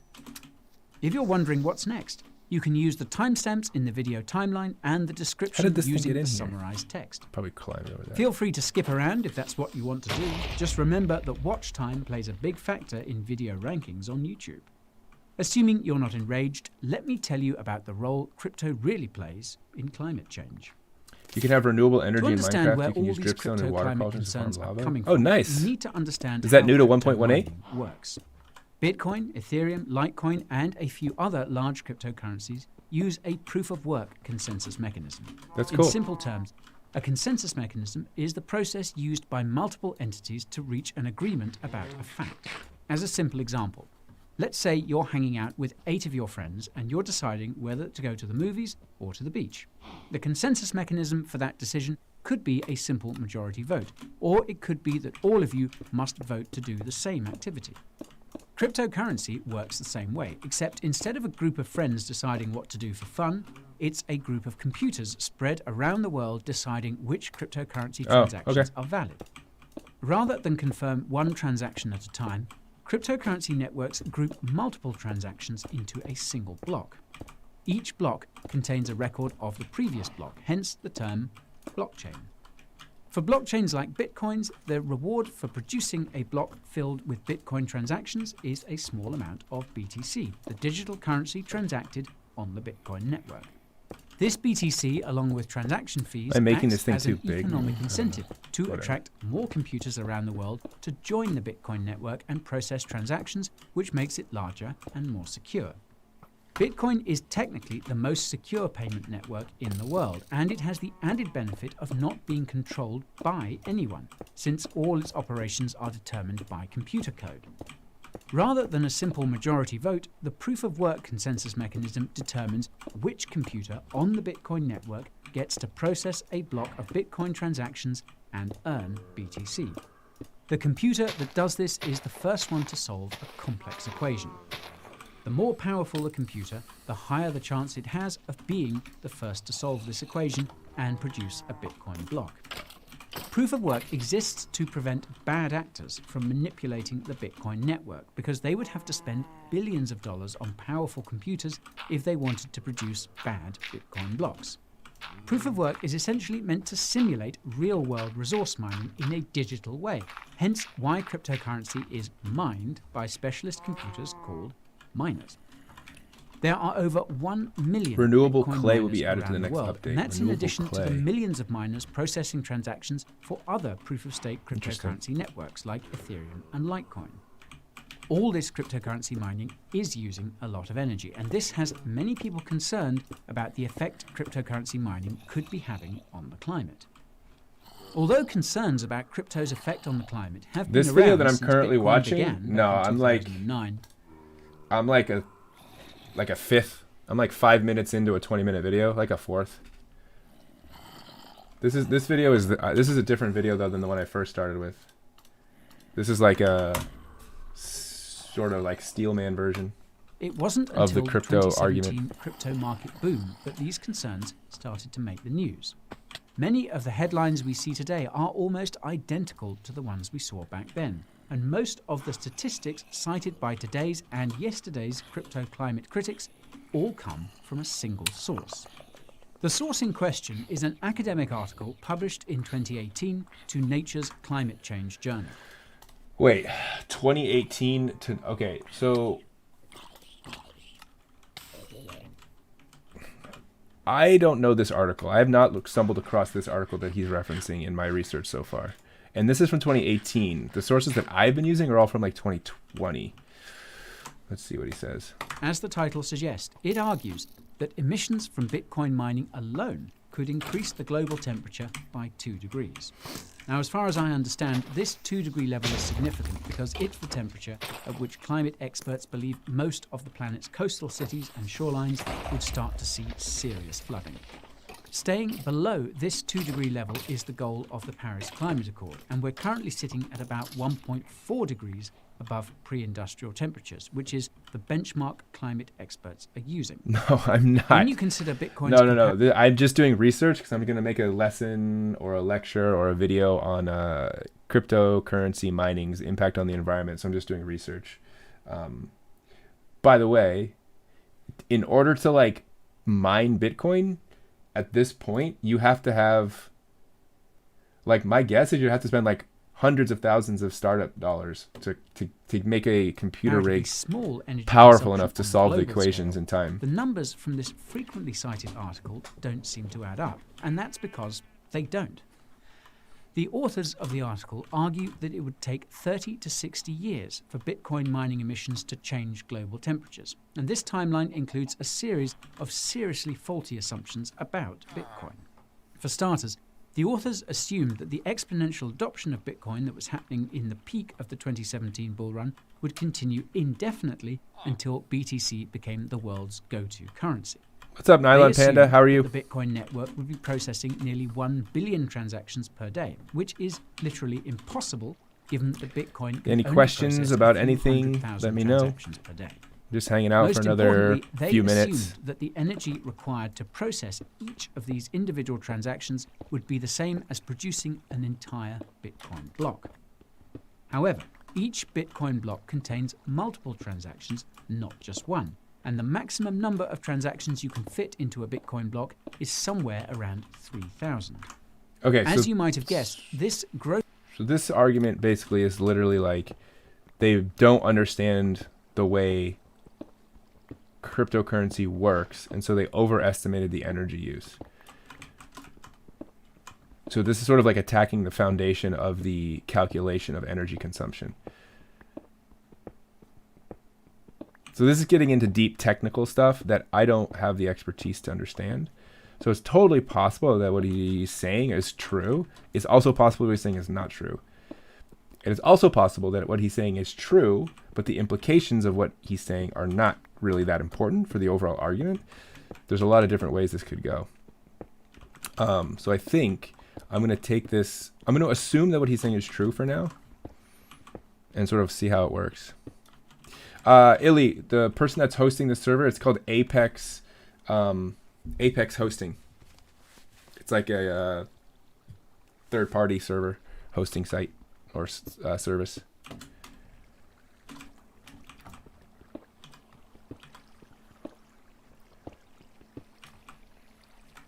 Okay.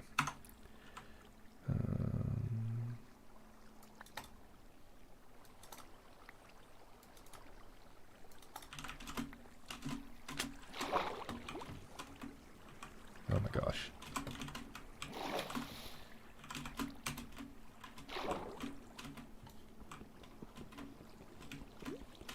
Well, they don't mess around with mining underwater. It's like impossible.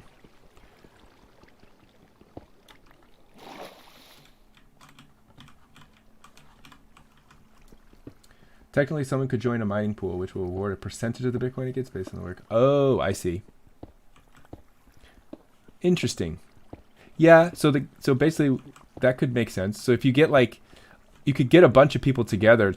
That's probably how a lot of these work. You just get a bunch of people together and like pool their resources, and then if you get lucky enough to get awarded the next block in the blockchain and get your Bitcoin, which is apparently 6 Bitcoin, which is like $300,000, and you split that, could be worth your while. As long as it covers your energy expenditures. Copper is useful for farming experience because of how abundant they are. Make sure to build copper lighting rods. They will protect wooden structures. Interesting. Okay. Yeah, I got to look into copper a little bit more. I'm not really sure how all of its uses.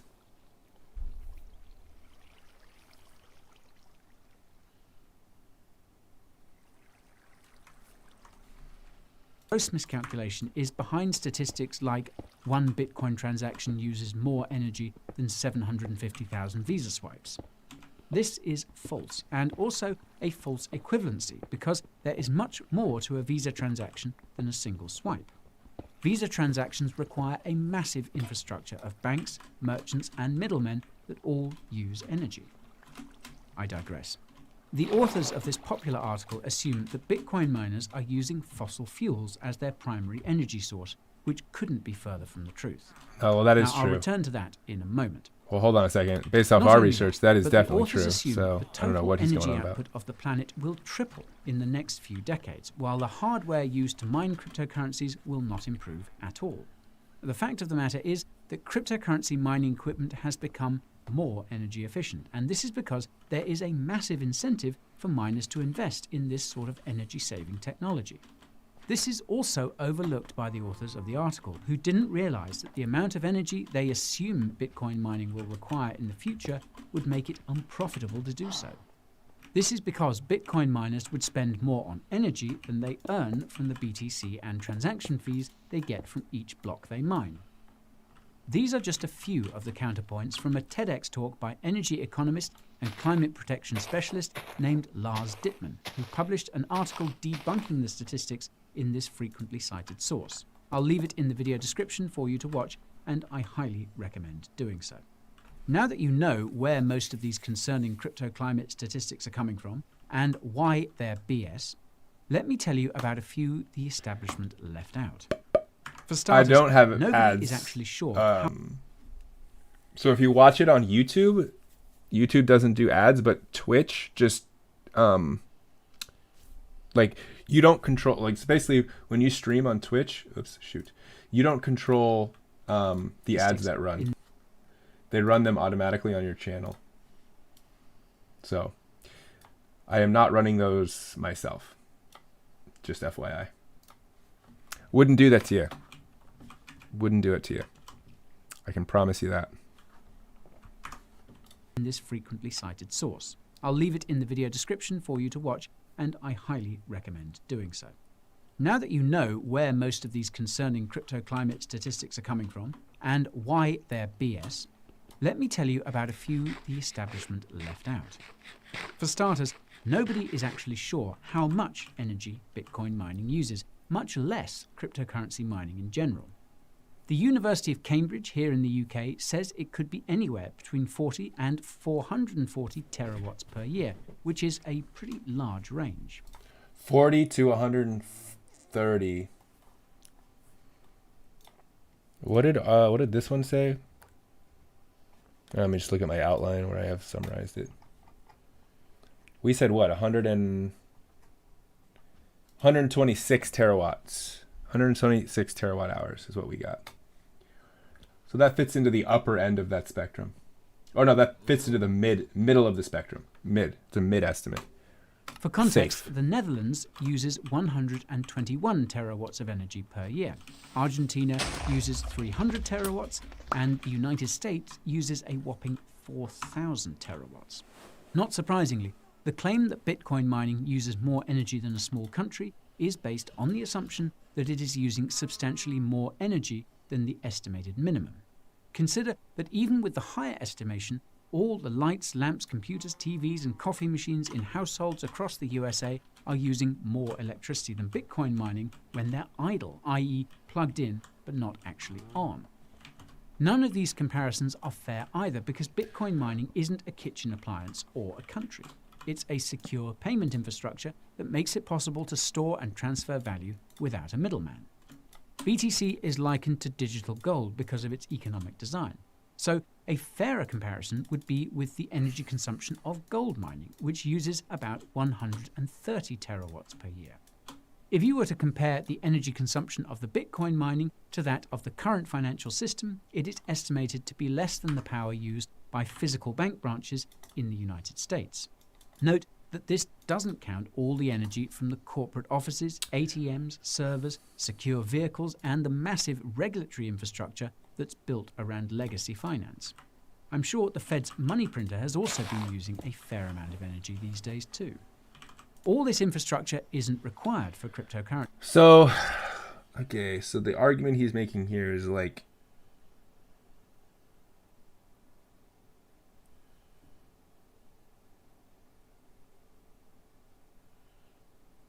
literally, it's just sort of like I mean, again, I don't know enough. That's the problem. I really don't. He's basically trying to shoot down the amount of energy that Bitcoin uses. We got to go back really quickly. Economic design. So, oh, right. He was comparing it to gold mining. Yeah. Let me see if that's a fair comparison. So we do say that like the United States is based off of a gold standard, right? But are we really gold mining anymore for currency? Is that really the way it works? I don't think so. So and then he's basically saying, and his source for the amount of energy used for gold mining is a Forbes.com.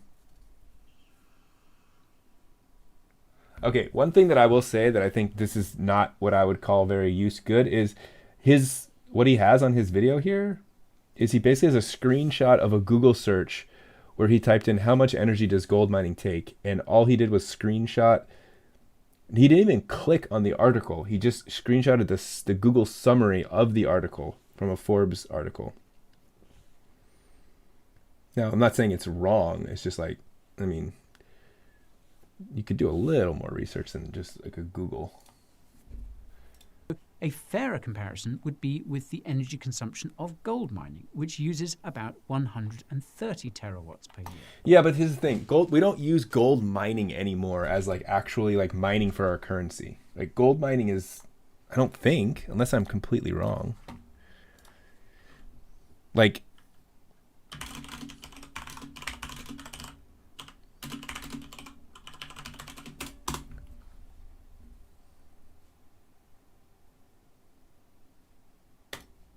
what is this article? Bitcoin mining versus gold mining versus money printing. One of the often touted. We do use gold in electronics. That is true. Yes. A lot of computer parts actually. So interestingly, you have to gold mine to make the computer components that you would use to mine Bitcoin. So his argument of like comparing gold mining to Bitcoin mining is a little bit disingenuous because some of that gold has to be used for Bitcoin mining. What up, Freed? Hola. One of the often touted benefits of Bitcoin is that unlike conventional currencies, it supposedly offers its holders some insulation against inflation. Oh wait, hold on. Is this going to even...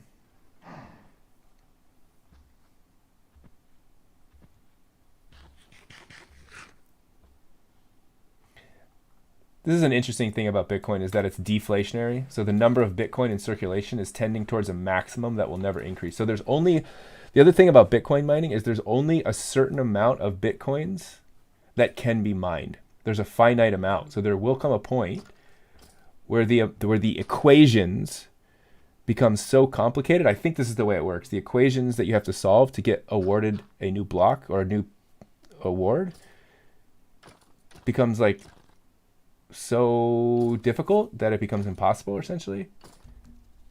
And then that means all Bitcoin will run out.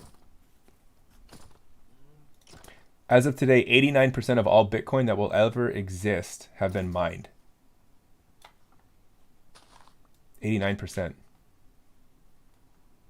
When was this written? February.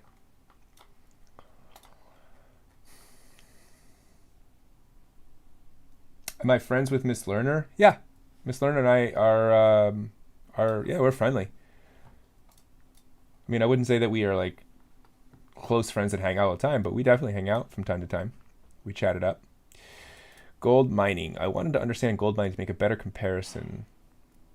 Gold is extracted from the earth by mining the ore, and various mechanical and chemical processes extract and refine the base metal.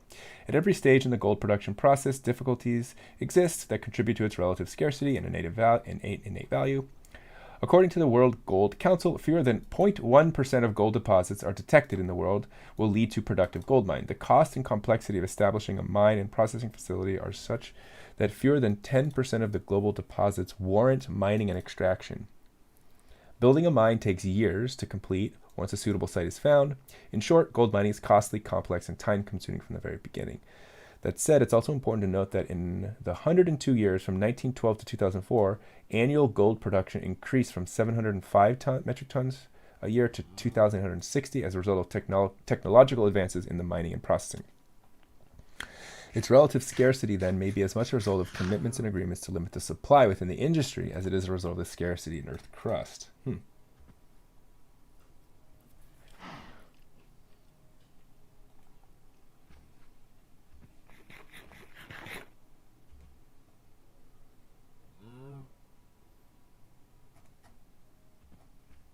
Yeah, this isn't really what I don't know. This is not.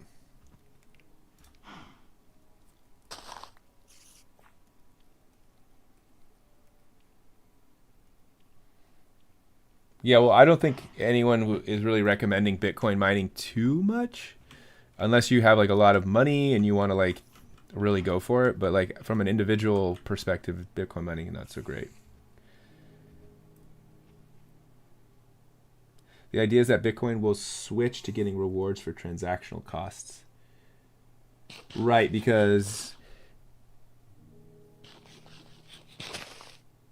so all the computers that are contributing to like the blockchain and like helping verify transactions get rewarded, right? Isn't that the case? They take like a cut of the Bitcoin transactions. So you could have like large scale operations that are just assisting in the transactions of Bitcoin that are making money. Am I right with that? Illy, it seems like you understand this a bit better than I do. I'm just gonna build a shovel real quick.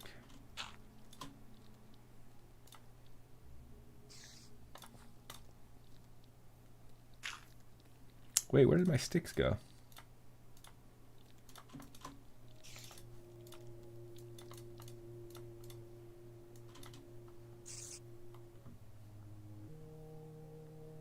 I'm not. Bed Wars, I've done it before. It's all right. I prefer just doing open world Minecraft like this, to be honest. All right, we're gonna dig out this floor. We're gonna make it all even with the lowest point here.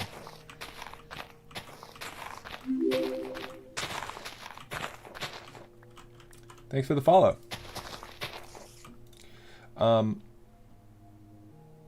So all minted Bitcoins are awarded to the miners right now, and from there it flows out. Okay. JC, thanks for the follow. How is a virus non-living? Because it does not meet the every characteristic of life. So remember, the characteristics of life. Thanks for the follow, Freed. The characteristics of life are there's 7 characteristics, and our general rule is that for something to be considered living, it must meet all 7. Or all 8, actually. Adnoob, thank you for the follow as well. So for example, viruses, they are not made of cells, which is a characteristic of life. Viruses, they cannot like maintain homeostasis unless they're in a host. So they can't do it on their own. So we just would say that they're, even though they meet some of the characteristics of life, they don't meet them all. So we kind of classify them as non-living.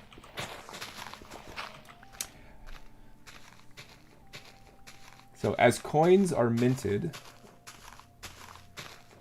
less the value of mining will go down to 0, but if they use transactional costs, then they can recirculate the Bitcoins through the miners. I thought there was a new type of life on it. Oh, sorry, that's... okay.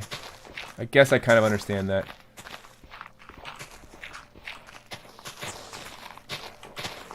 I don't think I've ever been super into like getting deep into the weeds of learning about cryptocurrency. I actually made a big mistake when I was younger. When I was in 2013 or 2014, I had started learning about Bitcoin, and I was basically like one phone call away from just buying one Bitcoin for like, I think it was like $200 at the time. I was like, I'll just buy one just because it seems like a cool thing. I kind of understood it a little bit at the time. And then I just didn't make the phone call.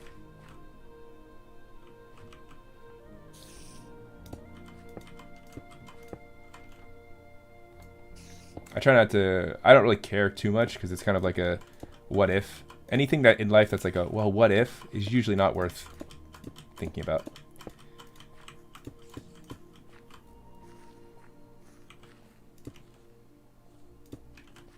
All right, we're just going to build a general structure here. I'll probably replace this with like nicer looking stuff as time goes by. But for now, I just want a little hub of operations. Close enough to that village so I can potentially get some villagers at some point.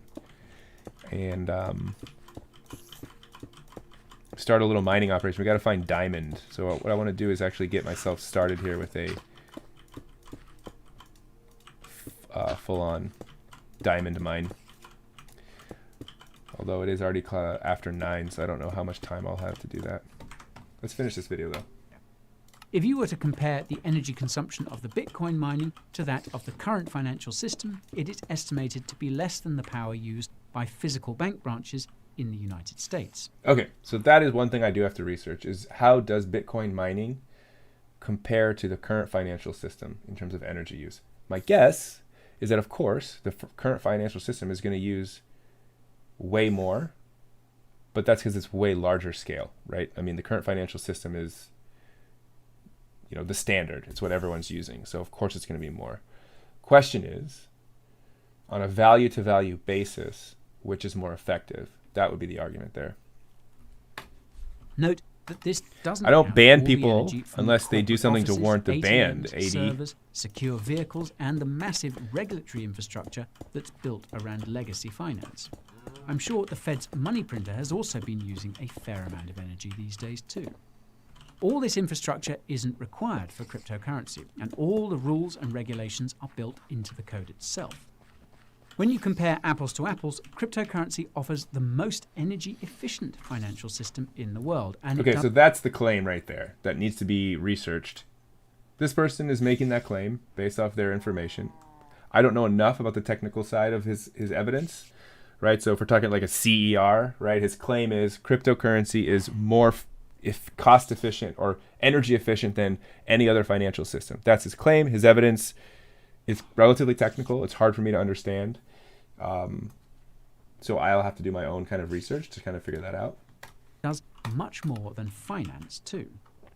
Cryptocurrency mining has become instrumental US dollar in is accelerating losing the growth value of faster green than I energy. can run them out. That is This true. We are because experiencing miners pretty go bad to where inflation power right is now in the cheapest, US. because cheaper power However, means more profits.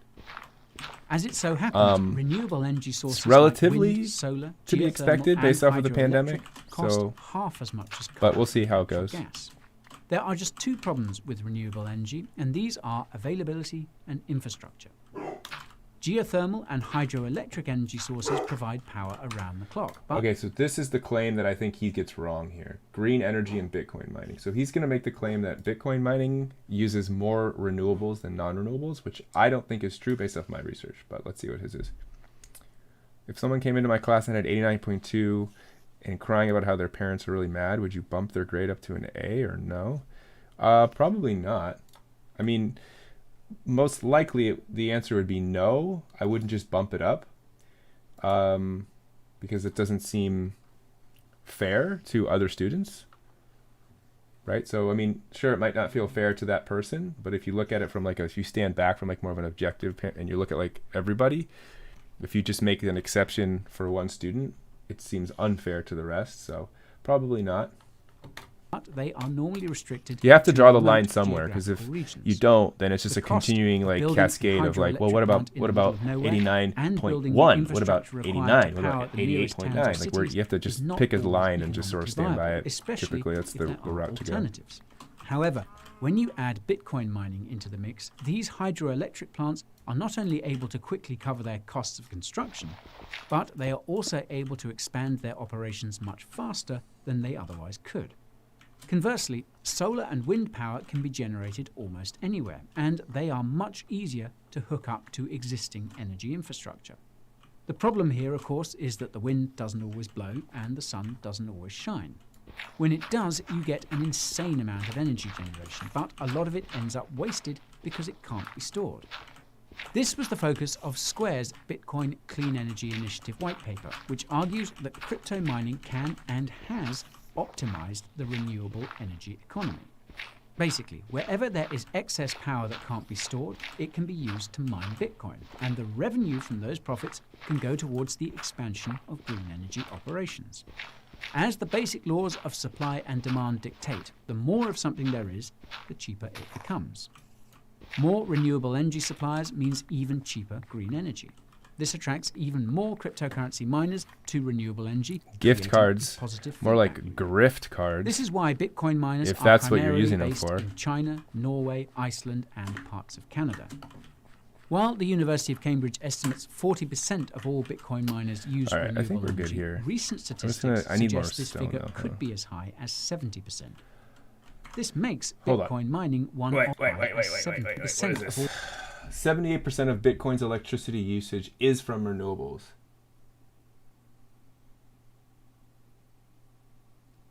Source. What does the source say?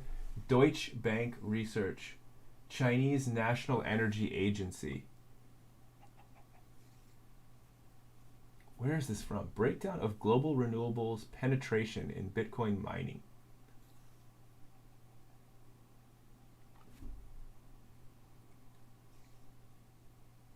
I don't know about this table.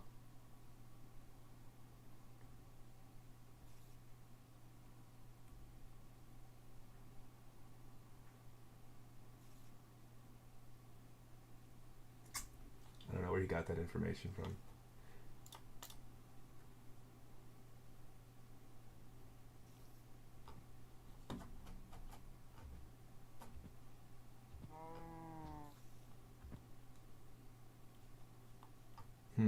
I don't see the links. He doesn't have links to all of his sources in his description, so it's hard for me to find this.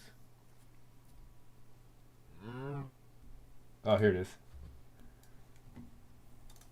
Okay, so his oh God, his source is Coinbase, whose entire business model is based off of cryptocurrency. All right, I don't know about this source.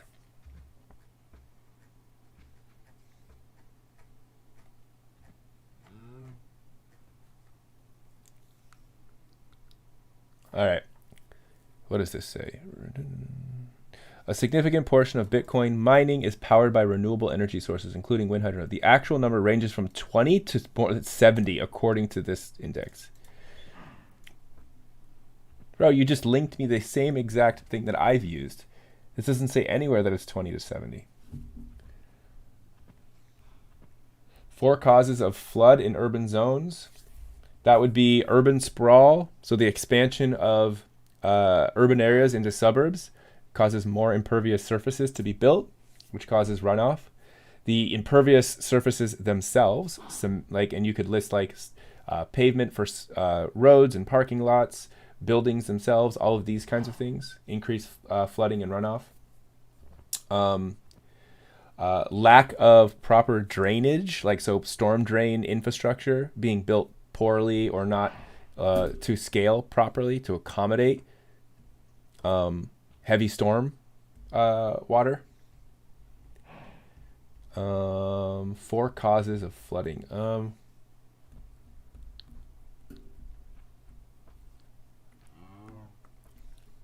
Those are all the ones I can think of.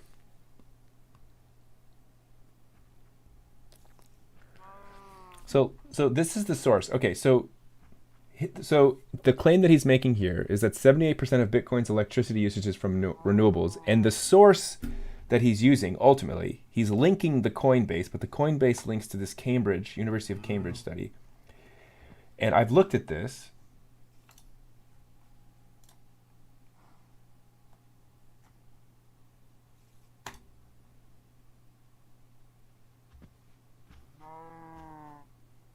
And then this source, quite literally, that I'm using comes from this, and it's this one. It's the third global crypto asset benchmarking study from 2020. And in this report, it says right here, only 39% comes from renewables. Oh, wait a minute. Maybe this person that made this video is confusing these two numbers. So 76%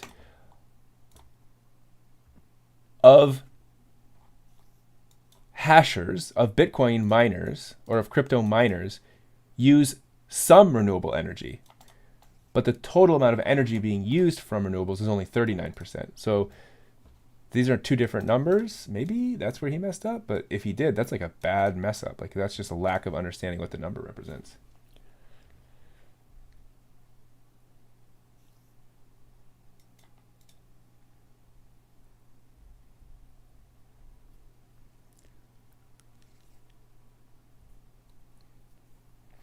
So China's oversupply of hydroelectric energy during the rainy season has often been used as evidence in claims that a vast majority of mining is powered by environment-friendly power sources.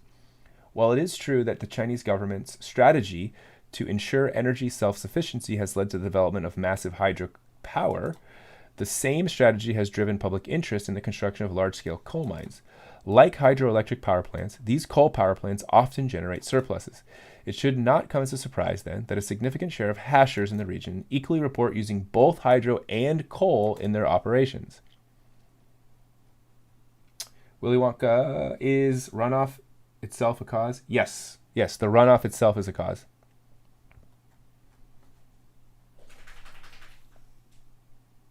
Yeah, and then 29. Yeah, this is bogus. That's just a false claim in this video right off the bat, which makes me. So one of the things is like if you're like trying to make an argument for something and you lie just once, you basically like ruin the credibility of your entire argument, because like now I know that you're like willing to lie, or you're just being fast and loose with your evidence, and like that just discredits your whole thing. It's like really bad. Like being deceitful or lying even once it just undermines everything you're trying to do, and it's just never a good idea. Like it's better just to like omit something than to like lie about it, like by far. So that makes me not like this video that much. All Bitcoin miners use renewable energy. Recent statistics suggest this figure could be as high as 70%. This makes Bitcoin mining one of the greenest industries on the planet, even with the lower estimate. As renewables become the lower cheaper estimate is like and more 29%. abundant, their use in crypto mining will only continue to grow. There's plenty of renewable energy to go around, so there's no arguing crypto is taking more than its fair share, as many critics have implied. What's more is that Bitcoin mining companies are even trying to find ways to turn the byproducts of their own mining activities into more energy, such as the heat emitted from all their hardware. This is all because of Bitcoin's robust economic incentives, and the absence of similar incentives in the current financial system might be why we have a climate crisis to begin with.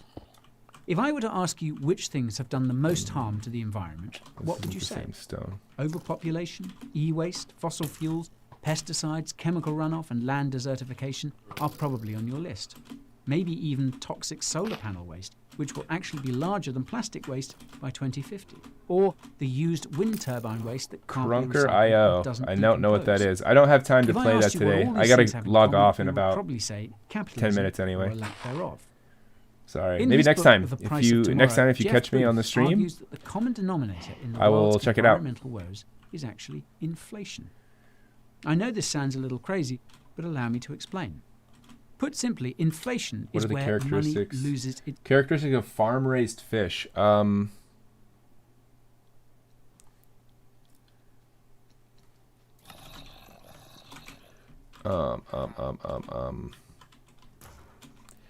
when people start asking me about the study guides, it makes me realize like I poorly worded some of these things. I think a better way of wording that,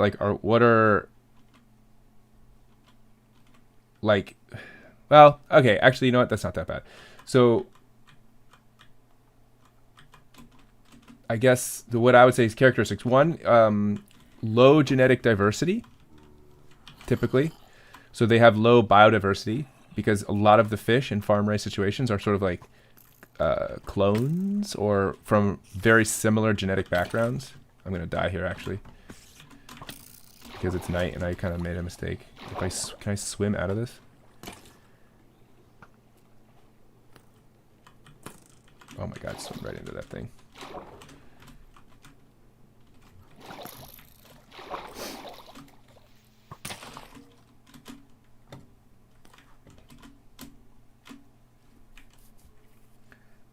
So characteristics of farm-raised fish: low genetic diversity. They tend to have be exposed to more like antibiotics in the farmed situation. They can also what else?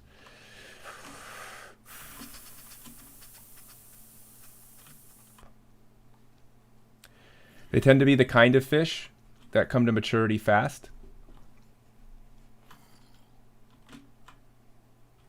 Just from like an economic standpoint. Like you don't want to, if you have a fish farm, you don't want your fish to take forever to grow to maturity. All right, I'm going to like call it quits here after this video ends though. Sorry, I do have to go. I know. Feels bad.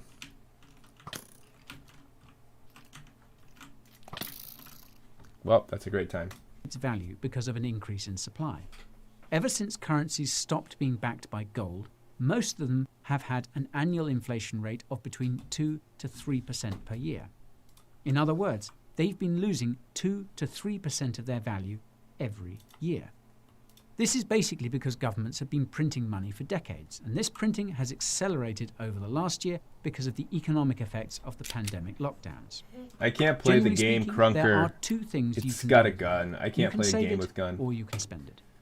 The thing is, there is zero incentive to save Sorry. currency that is losing value by the day. On the contrary, the incentive is to spend, because that money is worth more today than it will be tomorrow. The poor and middle class tend to spend their money on goods and services, whereas the rich tend to spend their money on investments that increase in value over time because of inflation. Economically, inflation creates massive disparities in wealth that leads to societal instability and, ironically, even more money printing by the government. All right, this is just Environmentally, inflation is rocket fuel for the sort of This is a bad overconsumption argument, I feel that like. leads to a massive waste of inflation argument. resources and energy. In contrast to fiat currencies, Bitcoin has a maximum supply and is technically deflationary. This means it takes less Bitcoin to pay for the same goods and services as time goes on, because even while the amount of goods and services grows, the supply of Bitcoin does not. Now, there are two things you can do with Bitcoin. You can save it or you can spend it. But why would you ever spend your Bitcoin when saving it means you can buy more with it tomorrow than you could today? Deflation incentivizes saving and living frugally, which is the complete opposite of what inflation incentivizes. If the entire world adopted Bitcoin as its reserve currency, the behavioral changes required improve the environment and everyone's quality of life would begin to improve overnight. Nobody would have to be taxed, no laws would need to be made, no elaborate carbon credit schemes would need to be cooked up, and all these corporate crypto climate critics would be gone for good. All these corporate crypto climate critics. All right, Dr. Seuss. So his argument, hold on, let me see if I can summarize that. By the way, a really good way to like make sure you understand something, just from like just a general tip, is after you hear something, like if you're watching something or reading something, just like stop for a second and then like try and just rephrase it in a way that you understand just to yourself. So like when I'll do this when we're watching a video, right? Like I'll pause it periodically and just sort of like reiterate it, rephrase it in a way that like I can process it. So his whole argument is that like inflation, so cryptocurrency is actually better for the environment because like Bitcoin is deflationary, meaning its value only increases because there's a limited supply of Bitcoin.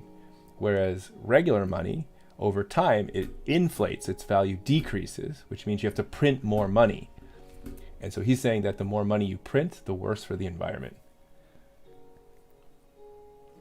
Honestly, I don't know if money printing is really the key thing here, because most of the money that is used is not even actual physical money nowadays, right? It's all digital. It's like ones and zeros in bank accounts and credit card transactions. Wouldn't that be nice?